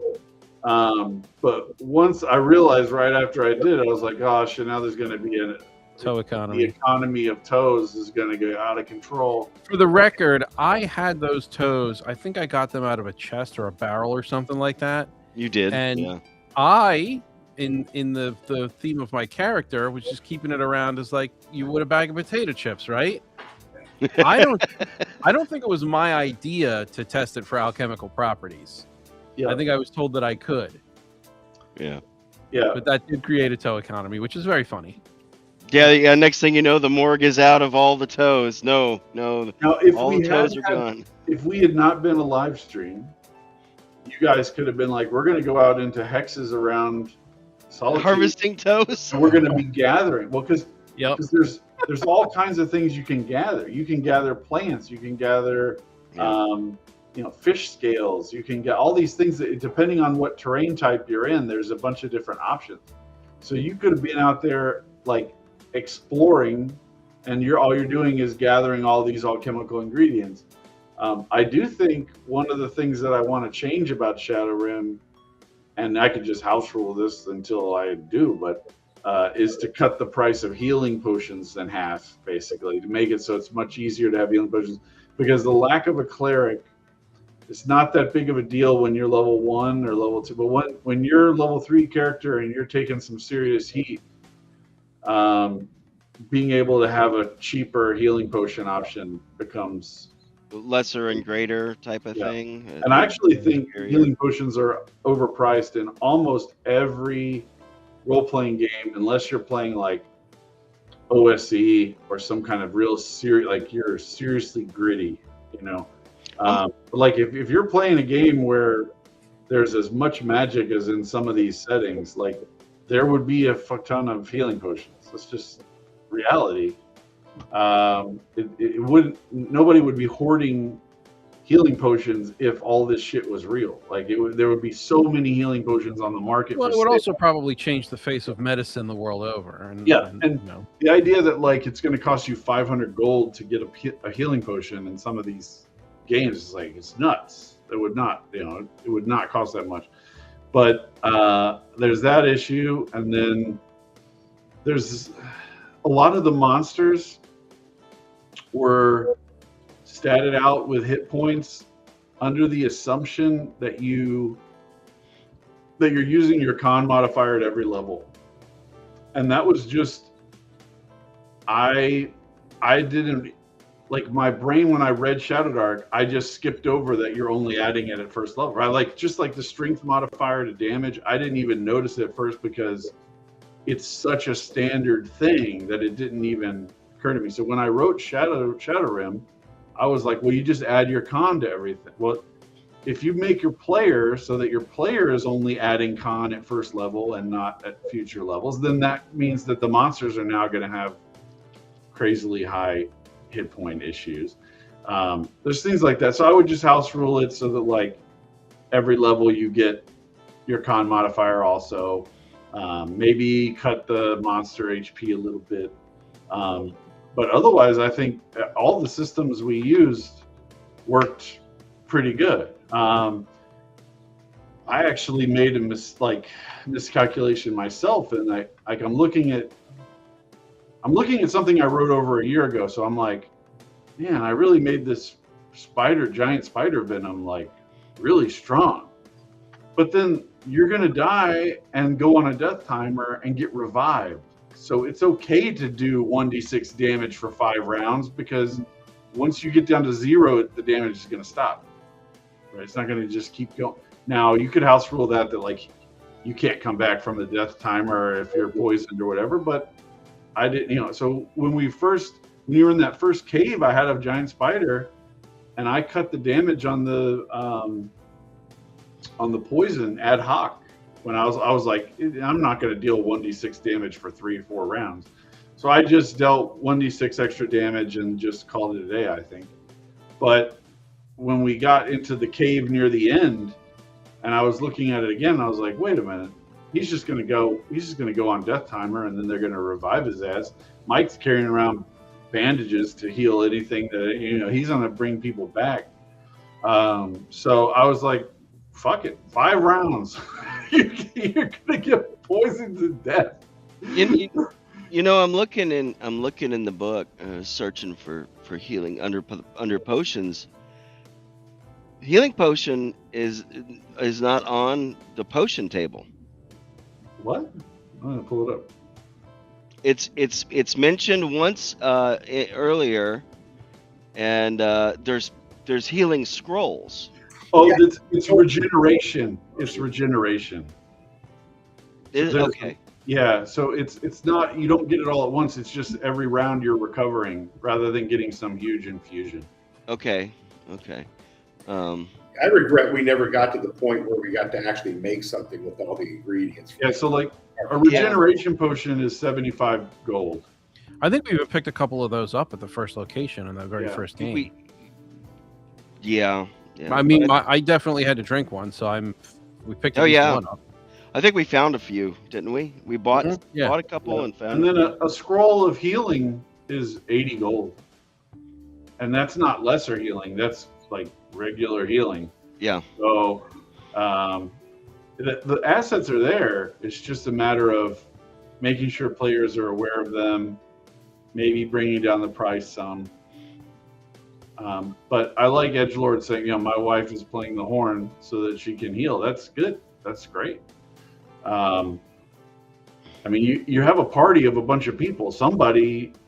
People should be trying to create niche protection. Be like, I'm the guy who does destruction magic and blows everything up. That's good. But I mean, I think I think I agree. I would have liked us to delve a little bit more into that. And like you said, I enjoyed the hex crawling that we did. I thought that was kind of a break from, the norm. It's very hard to do hex crawling on a live stream because you could go anywhere, run into anything. Like there's so many hexes that might be not appropriate for your level. So then it ends up kind of being, run away. run for your life type situation, which can be somewhat fun, but it could also be like come across as like an arbitrary just strike down on whoever gets caught by the whatever monster. Like that Spriggan with the bees.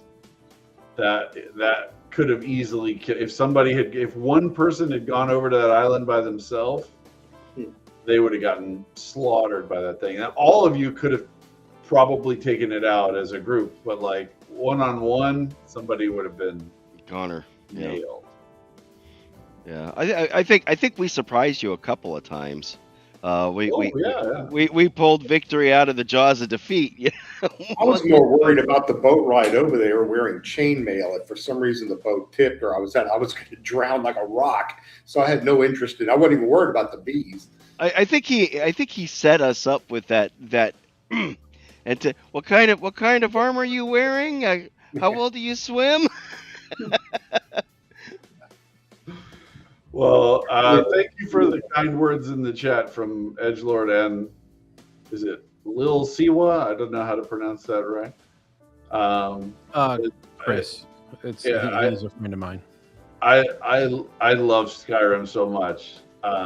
It was more fun to write ShadowRim than anything else. Like I just like I want to be, I put in a casket and somebody throws a Skyrim CD in there with me, like as a memento. Like it is just iconic.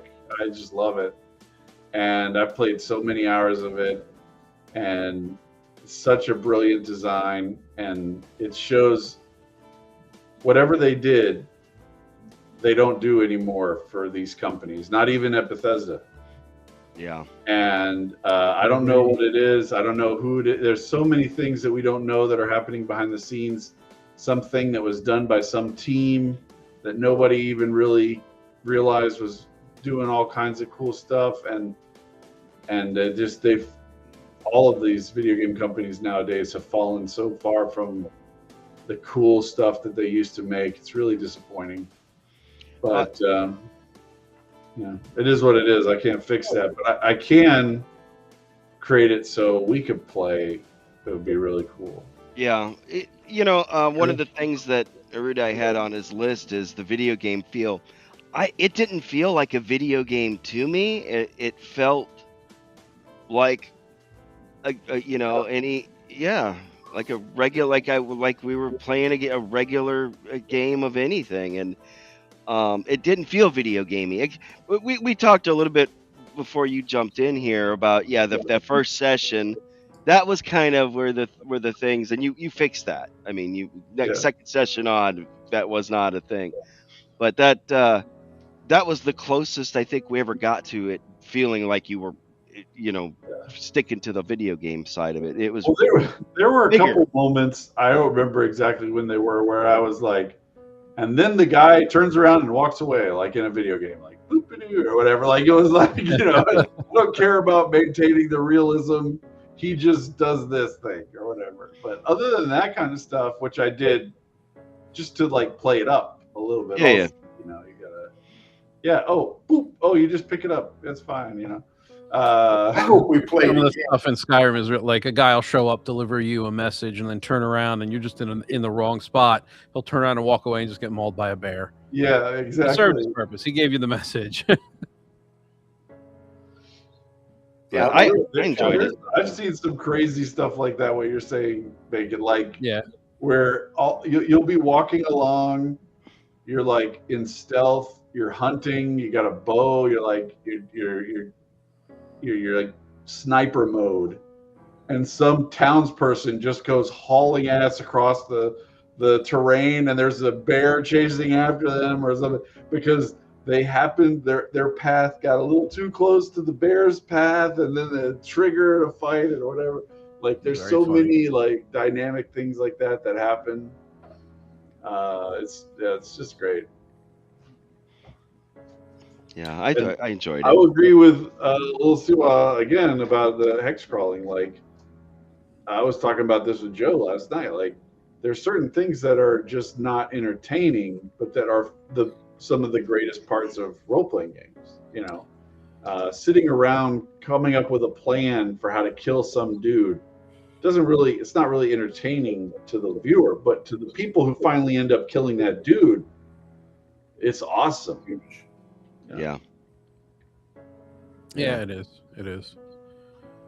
Of course, Joe likes a good shopping trip too. So Yeah, he loves shopping and hex crawls and dungeon delves. My son's asking if he can cook a pizza at 9:50 at night. I said no. He acts like I'm the asshole. I think it's me for my weird standards of no, we don't cook pizzas at 10 o'clock at night. Ooh, I have pizza in there. I could go make. He's got take forward 20 minutes to cook us pizza. You're gonna be. It'll be 10 after. You're gonna 10 go right to bed. That's not good. Eat some peanut butter, bro. Jesus. Make a PBJ. Peanut butter is good stuff for that. Yeah. Well, we want to wrap it up there. That went a lot longer than we thought. But hit me within. If you've got criticisms, I really nothing will hurt my feelings. I'm a bad guy for criticism because I tend to be Gadamarian in my approach to games. Gadamarian. So, yeah. There's that mayonnaise word I also again. tend to be really pretentious. Words. No, so brain on Brad. I want to meet the game where it wants me to meet it, right? And so I don't really have a lot of criticisms because the game, if the game wants me to perform a certain way in order to execute on the rules, then that's the way that I'm going to perform. And I'm very happy to be asked to do certain things by a game. So I don't really ever have much in the way of criticism. It's just, this is the game. This is the way it wants to do things. I can say I like it or I don't like it. I like it. I like ShadowRim. I spent probably 5 years, maybe 10 years making mods for video games. Yeah. Because I just cannot accept things the way they are.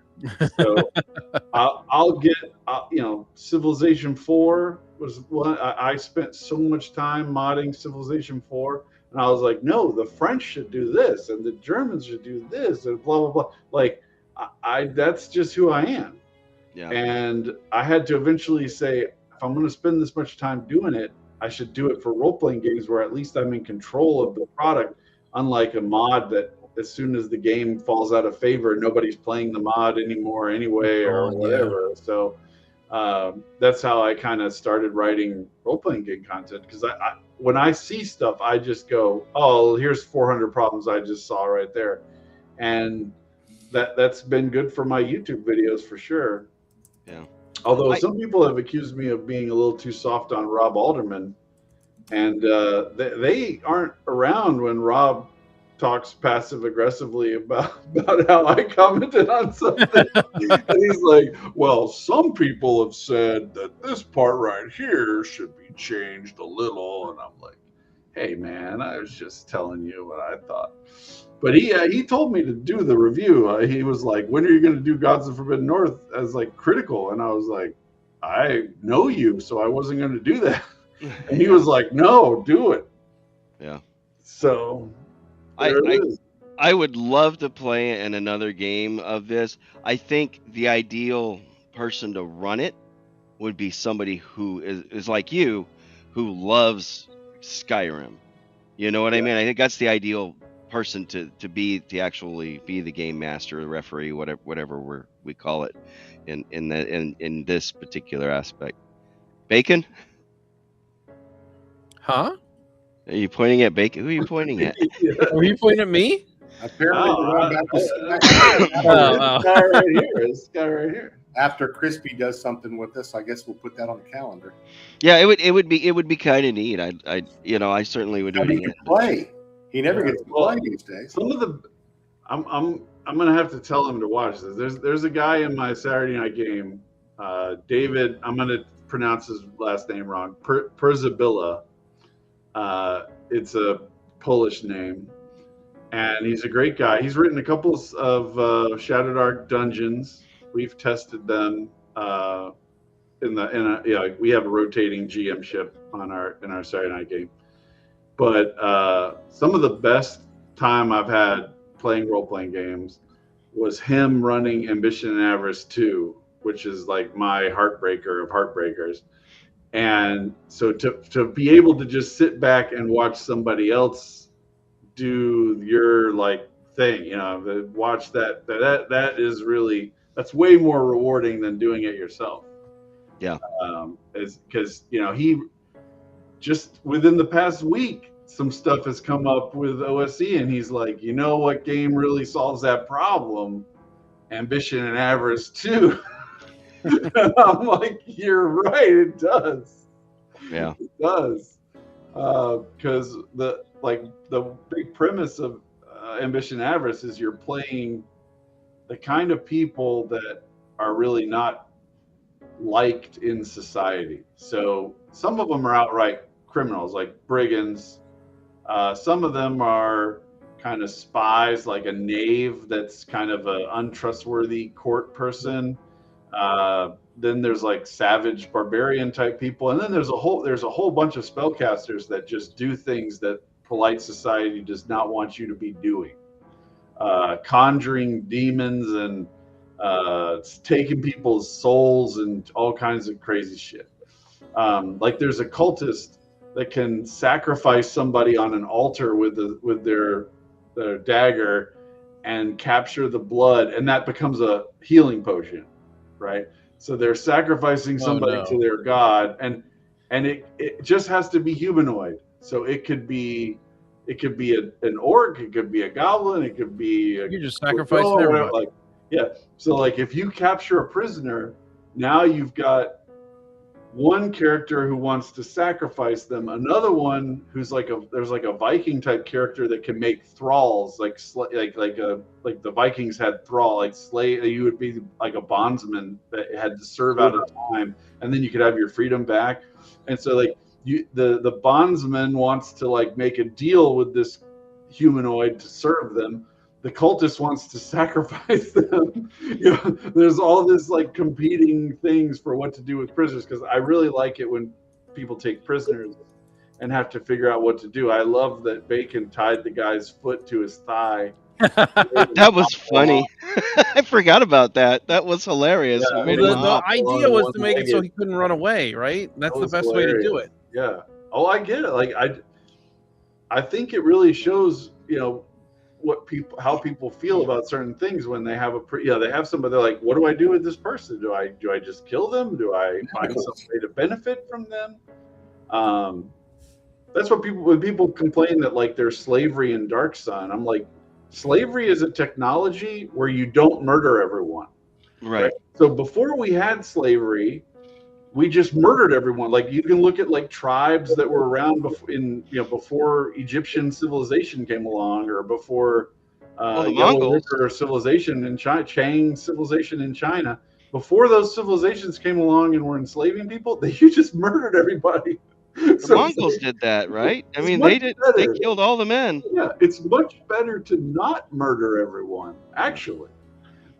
So that's my position on it in games. Like, I would much rather have a player take a goblin prisoner and find a way to make them useful in some capacity. Make them carry shit for them. Make them, put 15 quivers on this little fucking goblin, and he's walking around, and people are just pulling arrows off and shooting them off. He's our little quiver guy. Yeah, and doing whatever with a kobold or orc or whatever. Just killing them. It's boring. Yeah. Now it's just gone. You can't do any funny voices for the guys. You can't have any interact. There's no diplomacy. There's nothing. So I'd love to see one of you guys run ShadowRim. I'd love to play in. Whatever. I'd love to see it in action. Whatever you guys do. This is a great group of guys. Erudite, if you have Tim or Paul or Ken come back, there's all kinds of great guys to play with. Vance may jump in and join us next Monday. I do think. Did you catch what me and Joe were saying last night, Erudite, with Paul about extreme characters? We talked about my paladin in your game. No, I didn't hear that part. I said I think if you run live play, it helps if the more characters you have that are just extreme in some capacity, like my paladin was just an extreme faith guy who just murdered anybody who was even smelled like a heretic, and having a character like that makes it more exciting for the viewer, because it also gives you a really limited perspective or viewpoint to play in that 3 hours or 4 hours you're going to play, or 3 sessions, because it's not going to go on and on for 6 months or a year or anything. That's right. Yeah. So who cares? You're the player hey, I can play this. I thought it was great that Bacon's character was like, I'm going to eat some toes. I'm going to do this stuff. Yeah, like that's good. Yeah, play that up. If everybody's just a generic dude of average, I like to help people. Well, okay, all right, but I mean, I'd rather you have some kind of weird motivations, or you take everything to the extreme, like somebody who you can't control the volume of his voice, or just all kinds of just weird shit. Like that's what makes a character memorable. I just did that Rondell dagger as part of the little weapon series I'm doing for Shadowdark, obscure weapons and things. And just, I didn't get a lot of this feedback, but just the idea that you would walk around and, mercy kill the wounded on a battlefield after a melee, because they're pretty mangled. They're not going to live anyway. So you're, the guys in plate armor, shove it in an armpit or in the visor or someplace, or in the neck, and give them a quick mercy kill. Most people are like, oh, you're killing prisoners. You can't do well. I'm sorry, that was done all the time and thought to be chivalric in some cases. Other cases, not. Yeah, mercy. It's showing mercy. People rarely consider the alternative to whatever it is that they're criticizing. Like, how dare you kill this guy who was going to lie there for 12 hours in agony and then die? Like, what? And then be stripped by the women and the children afterwards of all of his armor and everything. Do you guys remember there's a video game called Neverwinter Nights? Yes. Oh, yeah. Very good. I love it. And there was some kind of like expansion or some new scenario where you were kind of like starting a new character, and it wasn't the normal start for the game. Yeah. And you were wounded after a battle, and you were laying there, and if you took too long to make a dialogue choice, the person who was going around cutting off rings and stuff off of people's fingers would cut off your finger as the start of the thing. That was how you woke up. Like, holy shit, this dude chopped off my finger and tried to take my ring. I think I remember that. That was one of the official expansions, wasn't it? Yeah, it was a very innovative way of, Yeah, I loved that. Dale, was it? What? It wasn't Icewind Dale, was it? No. It was one of the modules. There was before. There was it was an actual expansion. Okay. Yeah. So Neverwinter Nights was by BioWare. It was, you could actually run it as a DM, and yep. I'm very familiar with modding community. I mean, I was a beta tester for it, but remember they came out. So BioWare came out with some official adventures that you could get too. As well as the regular modding communities adventures that people did. So yeah, I just found it's Witch's Wake was a expansion for it, and that was, you started out, and it has here, if you fail the saving throw to wake up in time, you get your finger chopped off. Nice. Yeah, I was gonna say, I think I remember that too. I think I played that one. Yeah, that was cool. Chubby, is there any truth to the rumor that your next project is going to involve a Shadowdark version of Grand Theft Auto? I did say that I liked ideas like that. That's a no. Yeah, but it's a hard no.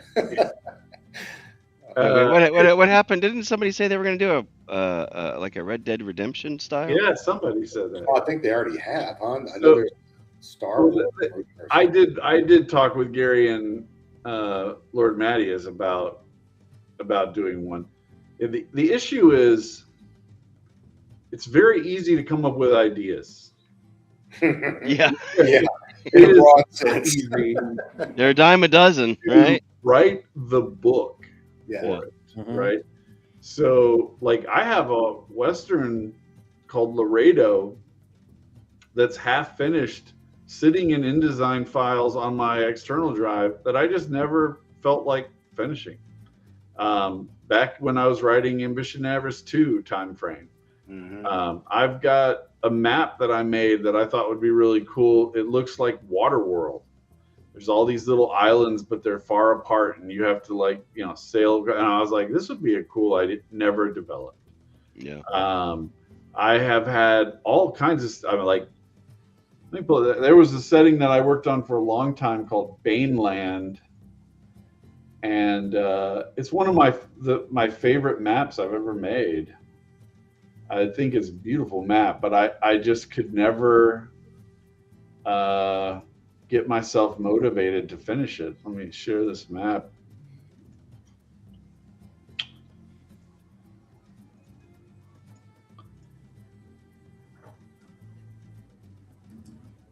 Right, so really awesome map. Wow, yeah, That is a beautiful map. And I just could never, you know, it's hard to write 200 pages. You got to really want it, you know. Was that a setting book? Yeah, I wrote this. This is like what I was saying earlier about you could print it as an 8.5 by 11 on DriveThru. Oh yeah. But you never wrote the book that for the I've rest. written about 30 pages of the book, but I haven't written 200. Yeah. that's one of the problems. That's a Is good that what you start. usually try to cap out around 200? Well, with Shadowdark, yes. With other chassis, it's not as reliable of a thing. But with Shadowdark, you got to think about what are you making? So, like, you're gonna make a backgrounds table. You're gonna make races. You're gonna make classes. You're gonna make an equipment chapter. You're gonna have a spells chapter. Maybe you're gonna have some monsters. You're gonna have it's gonna come out to about 200 pages, right?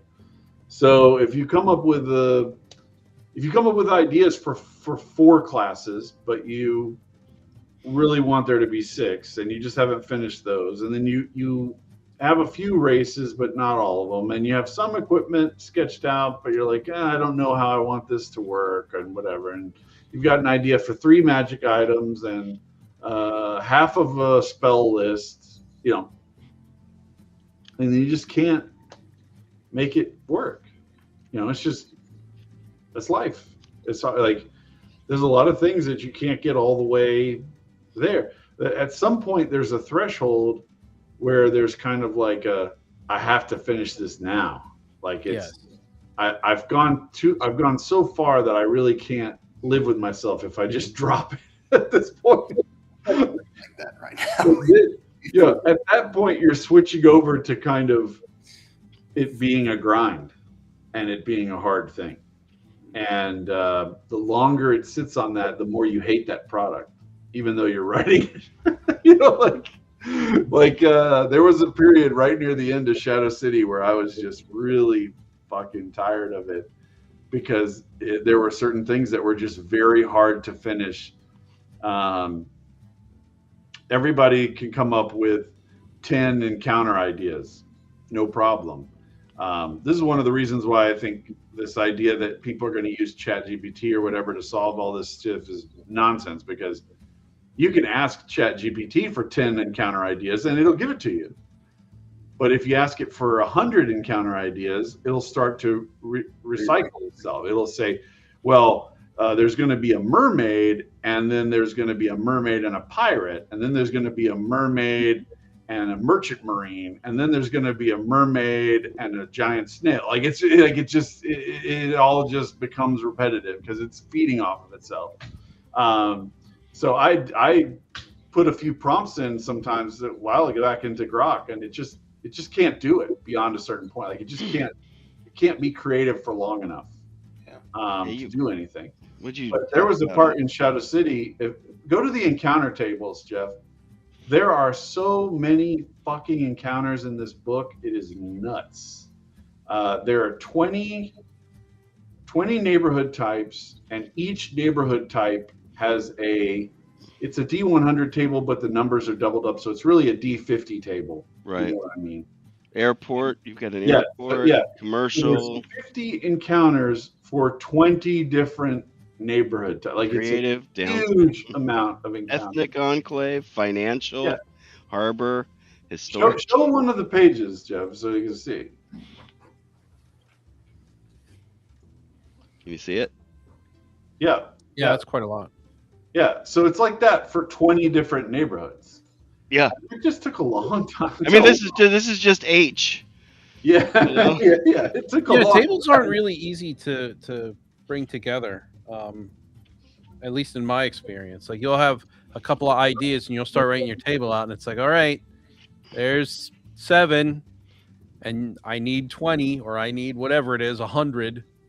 It's not an easy thing to sit down. I think some people are really amazed when they see my equipment tables, like the Catalyst tables that are in the Shadowdark Player Companion, where it's just dozens and dozens of these herbs and all this different stuff. And what do you get if you have olibanum, which is frankincense in colloquial term? What do you have if you've got this kind of resin or that kind of resin? There's like 7 different types of resin.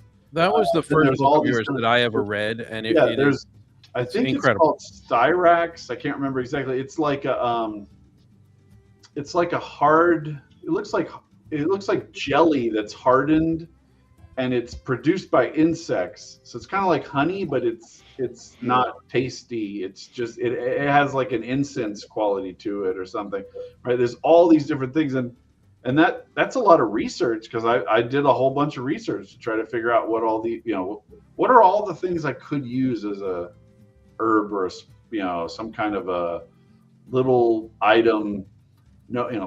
Garlic.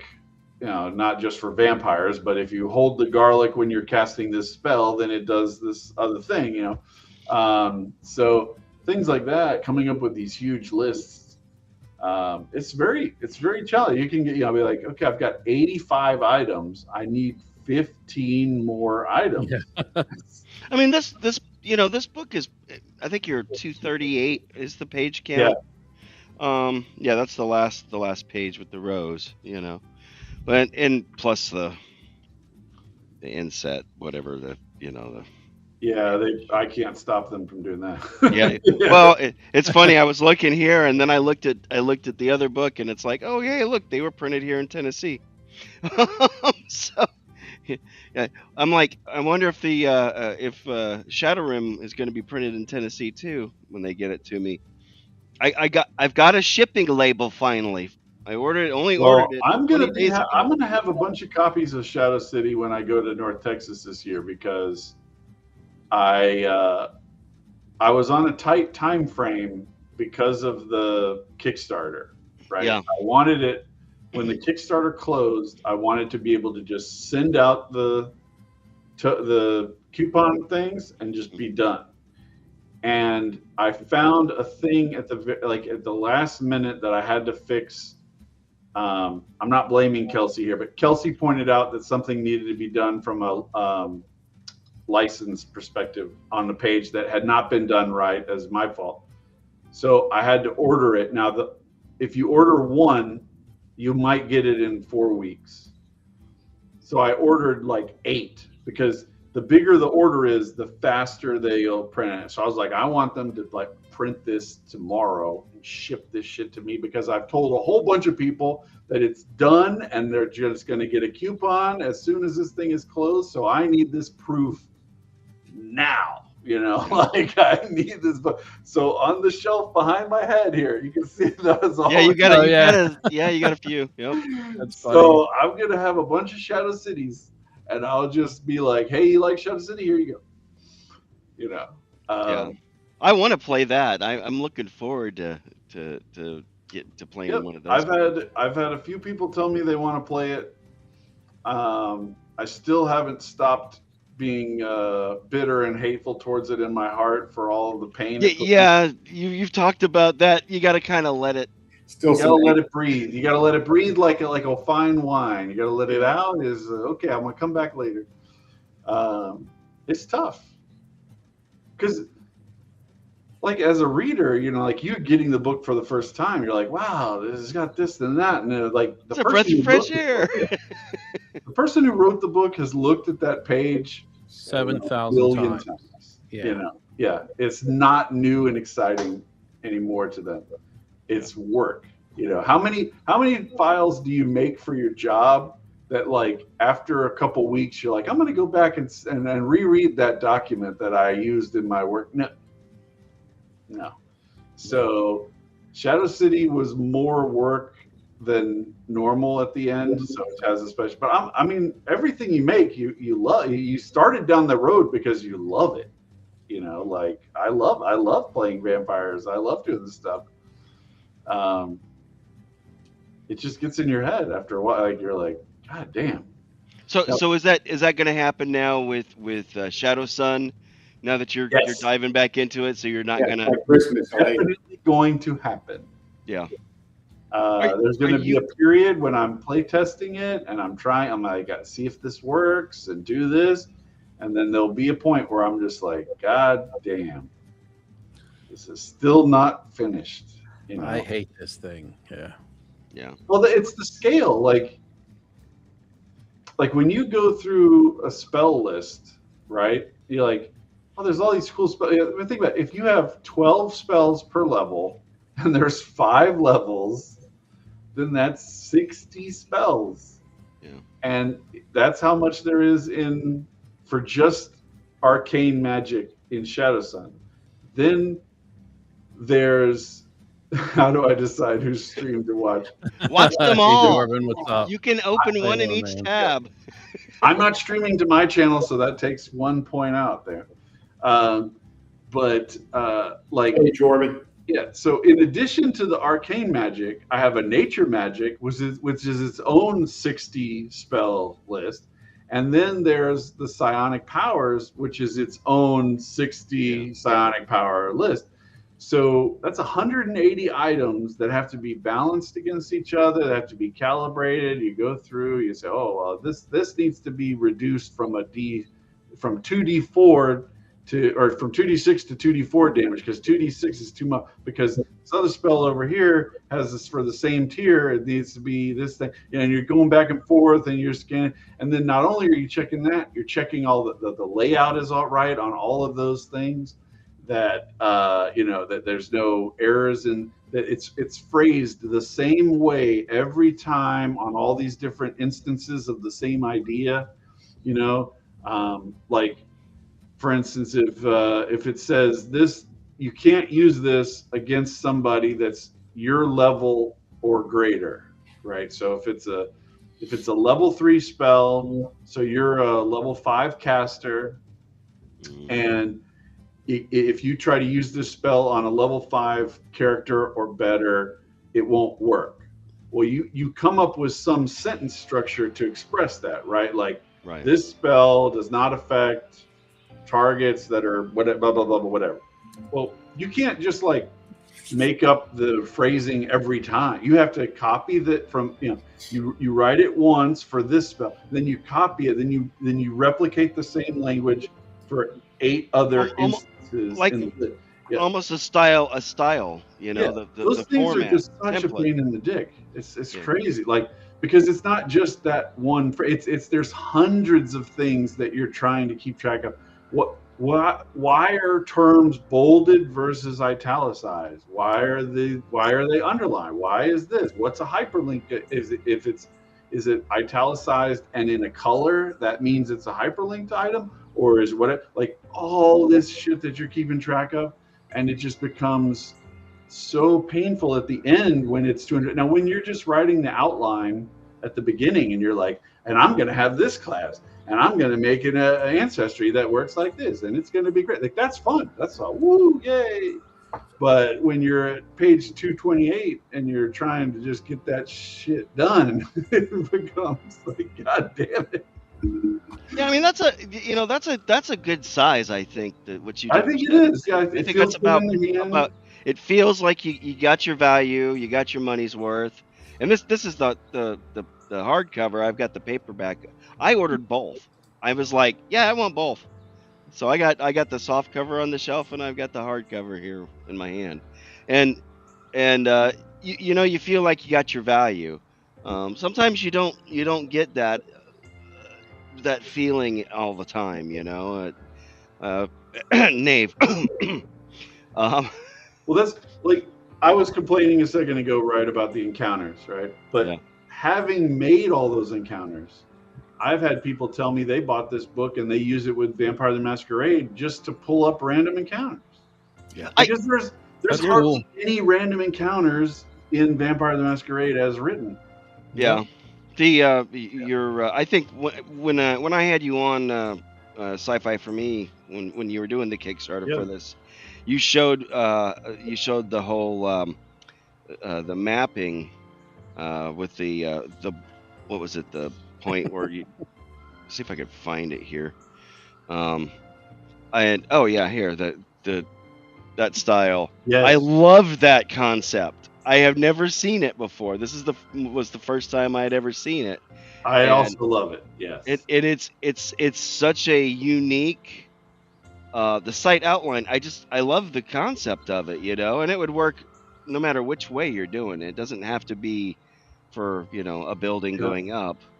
Well, there's some great guys out there that have made kind of Traveler, Star Wars, Dark Future, Shadowdark hacks, right? Like it's out. There's I can't remember the name of. He just sent me a message on Twitter the other day. That's what I should do. A Shadowlawn 5. Harry Stanford did a Kickstarter for one that's like Star Wars. Yeah. There's all sorts of them for future stuff, and so then it becomes like, well, of course everybody's like, well, I could make the best Star Wars hack. I could do it because I'm super awesome. But it becomes very hard to compete in a space at a certain point, right? And you can't just replicate things. So I had for a long time an idea of doing Jedi type characters where Ars Magica or Pendragon is the idea. We're not like D&D. Yeah. And so like there would be a Jedi type character and they're very powerful, like Ars Magica Mage or the Pendragon Knight, but then they're going to have lesser characters that they're traveling with, or you know, so like there's going to be adventures where the Jedi is spending all their time dealing with some other thing, and you're their like assistant, you're their grog, to use Ars Magica terms. Like you're not the big head honcho guy, you're just you got tasked to go to this place and do this thing and then come back, and create it like a troop play where the Jedi is not always present, because the Jedi always being present kind of fucks up the Star Wars story. But you want them to be there, you want them to be around. You know?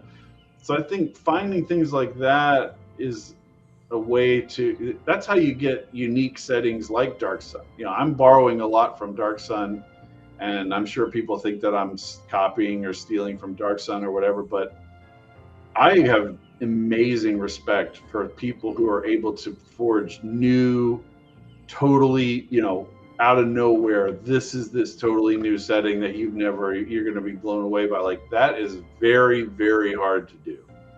Yeah. And the idea that you're going to do that at the start of your career is nutso.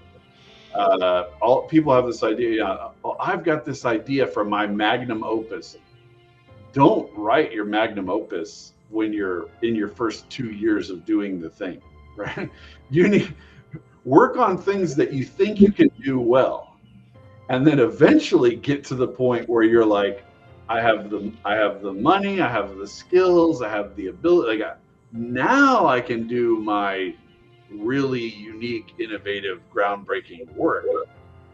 If you try to do your unique, groundbreaking, innovative work when you're in your first year of writing, it's gonna blow ass, you know. Yeah. So don't do that. Write equipment lists that you can do. You know, like write things that that are within your skills and capability, right? Make a small dungeon. You're not going to write Arden Vol on your first roll out of the door. It's going to be, here's a 8-room dungeon with some cool shit in it that I thought of. But people just they try to reach for the stars, and you can't. You got to. It's a skill like anything else. You're not going to design the Golden Gate Bridge as your first bridge either. Right. No. You're gonna make it, You'll be lucky if you get to be the guy that built the bridge in the park across the little little creek. You start out with County Road 48's bridge over Butt Creek, and then eventually you'll make your way up to Golden Gate Bridge. Is that on the ShadowRim map also? Butt Creek? Butt Creek, yeah. Yeah, bridge over Butt Creek. Battle of Butt Next Creek. module. Well, there's a Butts County in Georgia.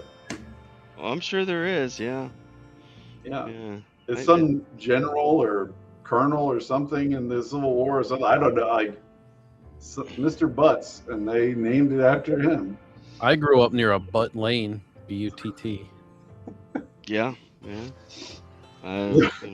There's a Ron White bit where he was like, I found out the other day there really is a bumfuck Egypt. It's like, oh man. He was funny. I loved Ron White. Good, yeah. Taters. They call me Tater Salad. Was me he Tater Salad? He was Tater Salad, wasn't he? You can't fix stupid. Stupid is forever. Yeah. Well, I like the Andor. He wants Elder Goblin Games wants an Andor style campaign. Hey, Andor. I like Andor, but I liked the first season of Mandalorian. I did too. And then I got betrayed by that shit. And that was the second betrayal after episode 8, where I basically swore off Star Wars forever. And then somebody who was a good friend of mine came to me and was like, you really have to watch this Mandalorian show. It's so freaking good. And I'm like, I've been punched in the face a bunch of times. I'm not really interested in being punched in the face. And he was like, I'm telling you, it's good. And so then I was like, okay, so they rope-a-doped me in with that first season. And then second season, they went right for the face again. I was like, God damn it. Yeah, I don't know. I wasn't a big fan of Rise of Palpatine or exactly. The Ryan Johnson fiasco. But Andor is good though, and it's over. Andor is.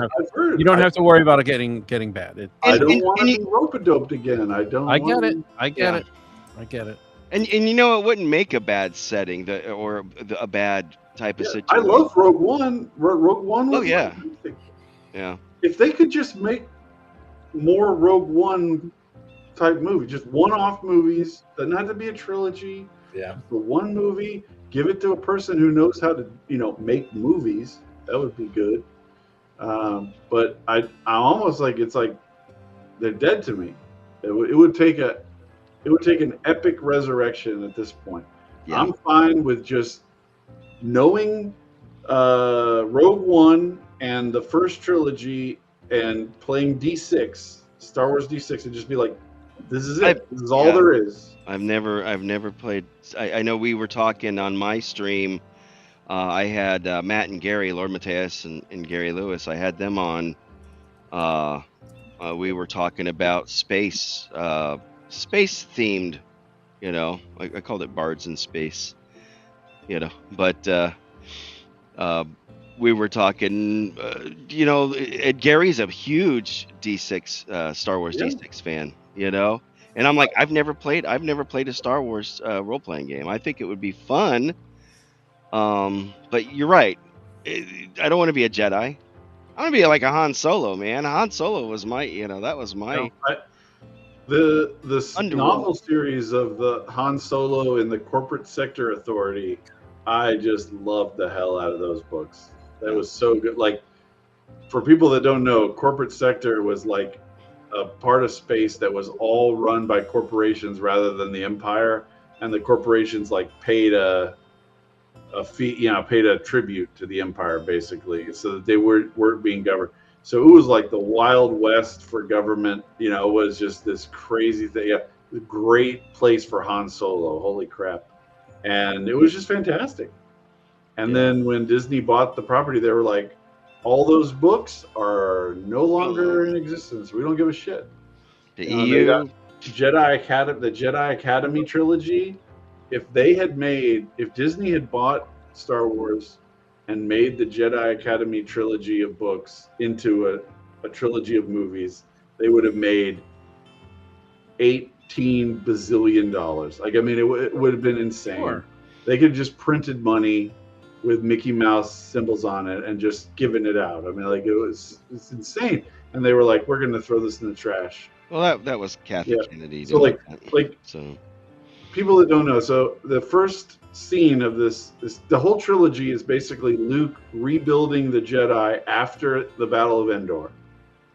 And it's all about he wants to actually establish an organization, not just of guys living in a swamp or in a desert. We're going to have to actually train people to be Jedi again.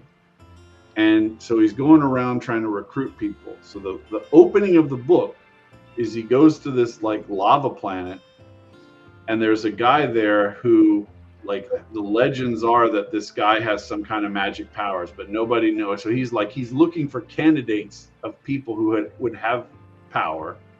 So he goes to this planet, and the guy can use the Force, right? So Luke's trying to recruit him, and the guy's what could I learn from you, right? And so Luke is let me demonstrate my abilities to you. And the guy challenges Luke to just go across this lava field. So there's this lava field, and there's rocks floating in it like icebergs, right? And he's all you have to do is get across. So Luke gets halfway across, and a dune sandworm-sized lava worm comes out of the lava and starts attacking him.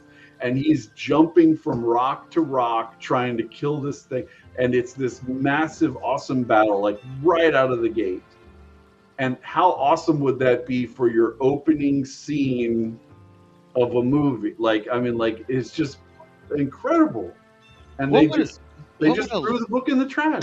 What would a lightsaber do to a lava worm? Exactly. It was a very tough battle for Luke. Yeah. And Luke ends up killing this lava worm, and then the guy goes, okay, I'll come to join your academy. So then you cut to so that's your opening action cut sequence, and then you go into your full story. And they could have just printed off money, just been come get the Star Wars money. But they were no, we're gonna fucking ruin this shit. We're gonna make it for a new audience, or a modern audience. That's the term they like to use. Yeah. The worm is gonna have body issues, and it's got self-esteem problems, and Luke has to teach the worm to love itself. Fucking hell. We talked about that on Sci-Fi for Me TV all the time. Where we kind of celebrate that Kathleen Kennedy is finally gone. She's kind of like a lich. I don't know. She tends to return all the time. She's got a philosophity somewhere. Yeah. But it's kind of like celebrating that Castro's dead, but nothing's really changed. Yeah. It's okay. Yeah, and with Dave Filoni. I was a fan of Ahsoka up until the live action one. I watched Rebels. Sabine is not supposed to be a Force user. She's not a Jedi, damn it. I'm sorry. I refuse to accept it. Filoni can't help returning to his own characters over and over and over again. He's best when he has direction given to him, not when he's the one responsible for providing the direction to others. And guess what? So he's in I now. think that Star Wars is in such a state at the moment. I'm not really positive about anything. Andor was fantastic. I really like Andor. So there are moments. Bad Batch was great. I love Bad moments Batch. that it has. But as far as Filoni goes specifically, I'll believe it when I see it. Rebels. I loved Rebels. I loved. In fact, I went back because of Rebels and watched Clone Wars. I did not like the animation style of Clone Wars. Yeah, my son is a big fan of Clone Wars, but I never really I didn't. I suspect that at least 80% of my dislike for Clone Wars is my dislike for that guy that played Anakin in the prequels. What's his name? Oh, Hayden Christensen. That guy just blows ass. He's actually, from what I understand, he's a pretty decent guy. He was doing what he was directed to. Fair enough. Fair enough. I don't know personnel. Yeah, I don't know any of these people. Yeah. I'm also not familiar with any of the Atlanta Falcons.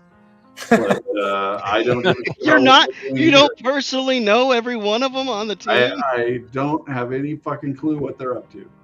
But, yeah. Yes. Hey, I could have mentioned Star Trek. We got rid of Kurtzman. Maybe that one's coming too. I have watched only a handful of Star Trek episodes, and is just not my. You want to torture yourself? Watch the this. Black Lodge guys have told me to just watch watch all of the original series, the very original one, and then just stop. Don't. That's a very good recommendation. As soon as Shatner's out, just cut it off right there. See, now I also like Deep Space. Like, I'm a Trek guy, so I've seen all of it. I do like quite a lot of it. But telling you just to watch the original series and stop is not a bad recommendation.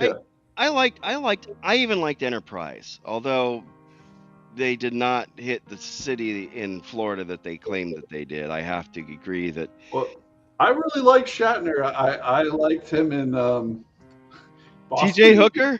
Boston Legal. Oh man, he was hilarious. Denny Crane. Denny Crane. Yeah, he was awesome. Yeah, I'm okay with what the other guy, what's his name, but Shatner carried it hard. I mean, every episode he delivered. Mad cow. Yeah, the best lines. It was out of control. Yeah.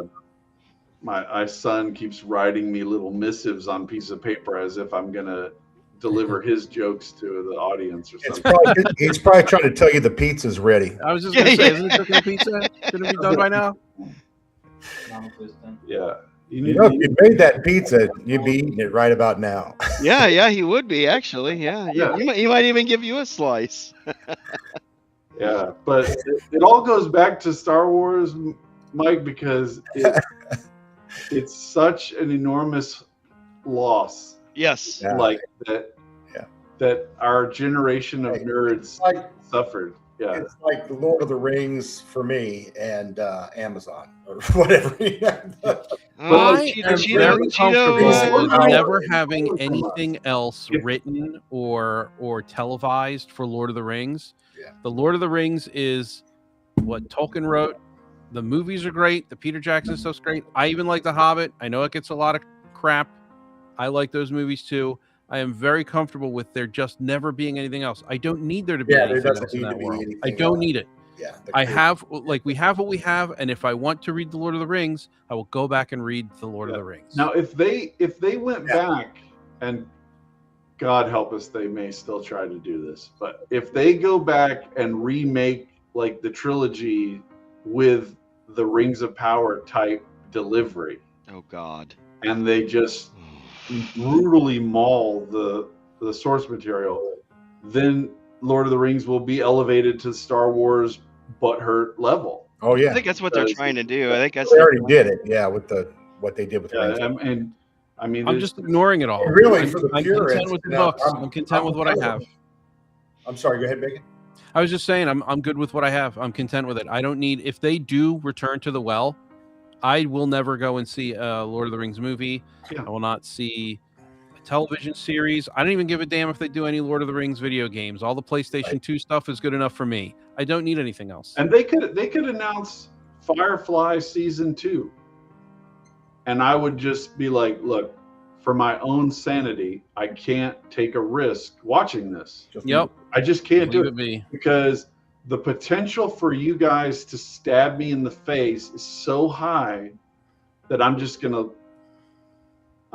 not even gonna click. I'm gonna mark it as don't show me this ever again on your face. Like I'm not interested in this. Put this in the category with tentacle porn and romantic comedies featuring Dane Cook. No more, none. Yep, It's we're not done on with my those. feed. I don't want to see it. I agree. The end.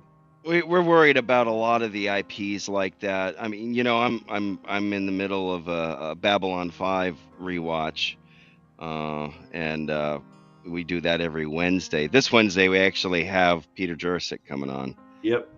So we're totally stoked about that. So we're not going to talk about an episode. We're going to talk all about Peter with Peter. But there were rumors at one time that they might reboot the Babylon 5 franchise, and really, I don't think that story-wise they could do much better. I think they'd be better off taking the maybe the existing and going and updating the CGI. I think that would probably be, they could do that and just make it like a super awesome edition or whatever, because the CGI is dated. I mean, it came out in 94, 95. That is when it was done. So but they can't do that. What are you talking about? Yeah, absolutely no. It's because the people who were writing it don't care about it. Like if I do something for Shadow Sun that I inadvertently break some element of Dark Sun canon hard in a way that I didn't mean to, and somebody goes, hey, you actually can't do that because there's this other thing over here that you're not thinking about. My response would be, you make a good point, and I'm going to adjust it to respect the original thing. I'm not going to be like, well, this is Greg's way, and who gives a shit, right? I wouldn't make Dark Sun, for instance, type stuff and put a bunch of metal in it for obvious reasons, right? But these people don't have respect for the original property, right. So they will intentionally break it because they want whatever that is that they want to tell. Like, so if they want to tell the story about the body issues of that sandworm, they will destroy the entire canon of the property so that they can tell the story of the inner life of this worm creature, because that's their goal. The property is just a skin suit that they're wearing to tell the worm story that they want to tell. And I wish they would just make their own fucking worm story and leave our shit out of it. They're attaching themselves to an IP because they that's the only thing that they can't come up with their own. Yeah, it has eyeballs. Yeah, and then just like if I wrote a vampire movie and the whole time one character just endlessly goes on about how Star Wars got screwed over, that would be me putting my own concern about Star Wars into the vampire. Like I would not be doing it right by the vampire movie, right? Like you got to respect the thing that you're doing. You can't make a romantic comedy and use it as a vessel for your discussion of model trains. Like it's just not like, don't do it. Like just make your model train movie, and then that's fine. Like if you want to do that, but I don't know why they have to take something else and wear it as a skin suit in order to do the thing that they want to do. Oh, there's an installed audience. It's just ridiculous. That's it. That's all there's to it. They know that they're going to draw a whole bunch of people with Star Wars or Lord of the Rings or whatever it is. It's a built-in audience. Yeah, but one of my favorite George W. Bush quotes, "Fool me once, can't get fooled again."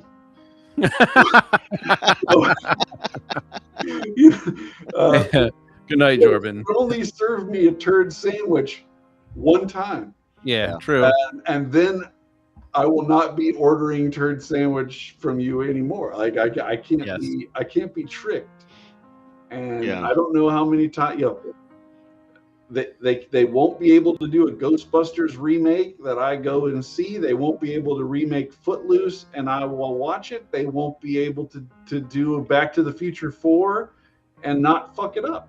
Ocean's 11, and it could be Ocean's 5. They've served so many turd burgers that there will be no more eating at this restaurant. It's just not gonna happen. I have to say, down. the new Top Gun 2, that was the way you were supposed to do it.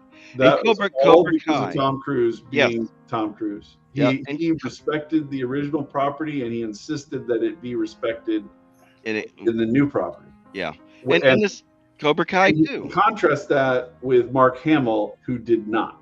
Yes, he did object, but then he kind of, whatever.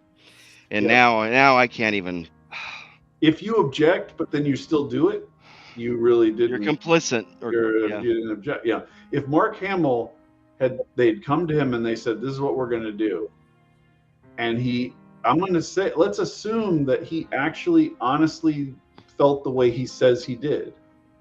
If he had turned around and walked right up to the press and said, "I'm refusing to do this role because they are treating this character with such utter disrespect and turning him into a bitter old man for no reason. It is ridiculous what they've done to this character, and I cannot be a part of it." Yeah. He might have actually saved it. Yeah, he could have. That's the only thing that could have possibly is if Harrison Ford had said, there is no way in fucking hell that Han Solo is going to have somebody with 12 cents of education on how to do things turn around and tell him how to fix his own ship in his own cockpit as a more highly skilled 8-year-old than him. Yeah. It's impossible. Even bigger than that, imagine your legacy being having the capability of putting Harrison Ford, Carrie Fisher, and Mark Hamill together in the same room again and not doing it. What a missed opportunity. Imagine that. That's J.J. Abrams' legacy. I think that will overshadow literally everything else that he's ever done. He had that opportunity and didn't do it. And they fully expected to do it. Yeah. The actors fully expected to have that moment, and they never got it. They were denied, and then, of course, Han's character was killed off. Carrie Fisher died, literally, And it's one thing when it's like Chewbacca, where it's like, what could you say? What could you do? I'm not going to do. Well, they'll just get somebody else to be Chewbacca. Yeah, but if you're Han Solo, and you can say, I will not participate in the destruction of one of my most cherished roles. Well, he didn't like the role. Well, yeah, but I'm cherished by others. Cherished by others. Yeah, like that people love this character. I am not going to, but he did it with that. He did it with Indiana Jones. He should have said, I'm not going to be a part of this Indiana Jones thing either. But he didn't do it because these people are more interested in, Mike, Nero. Yeah. Luke came first in the chronology of character destruction. And Mark Hamill should have said, I am not going to take a character who threw down his weapon and approached his own father, who was a mass murdering psychotic, and said, I still believe that you are a good person, and I still believe you're worth saving. Yep. And I'm going to stand there, like that scene where he turns off the lightsaber and just throws it on the ground and says, tosses it behind him. Not going to do this. That is how moral I feel about this. That character is then going to turn around and become a bitter person who wanted to murder his own nephew for having a bad thought once. In his sleep. It is insane. Yes. And so Mark Hamill could have just said, I will not be a part of this, and gone and said it to the press. They're assassinating my character. It's wrong. They shouldn't be allowed to do this. That's the only thing that I can think of that would have even had a chance of stopping it. And he didn't do it. So I don't care what he feels about it now. I don't care if he gets up and says, I feel bad about, I also don't care if Pinochet felt bad. I also don't care if Che Guevara felt bad about something. I just don't care. Hugo Chavez, yeah, well. Yeah, I just don't care. but yeah, they had a chance to do something and they did horrible things. So I don't care. Yeah. I don't know why we have to feel empathy for every person on Earth, regardless of how fucking terrible shit they did. I don't care about that. Yeah. Yeah. It's Who is the Falcons quarterback? Who is what?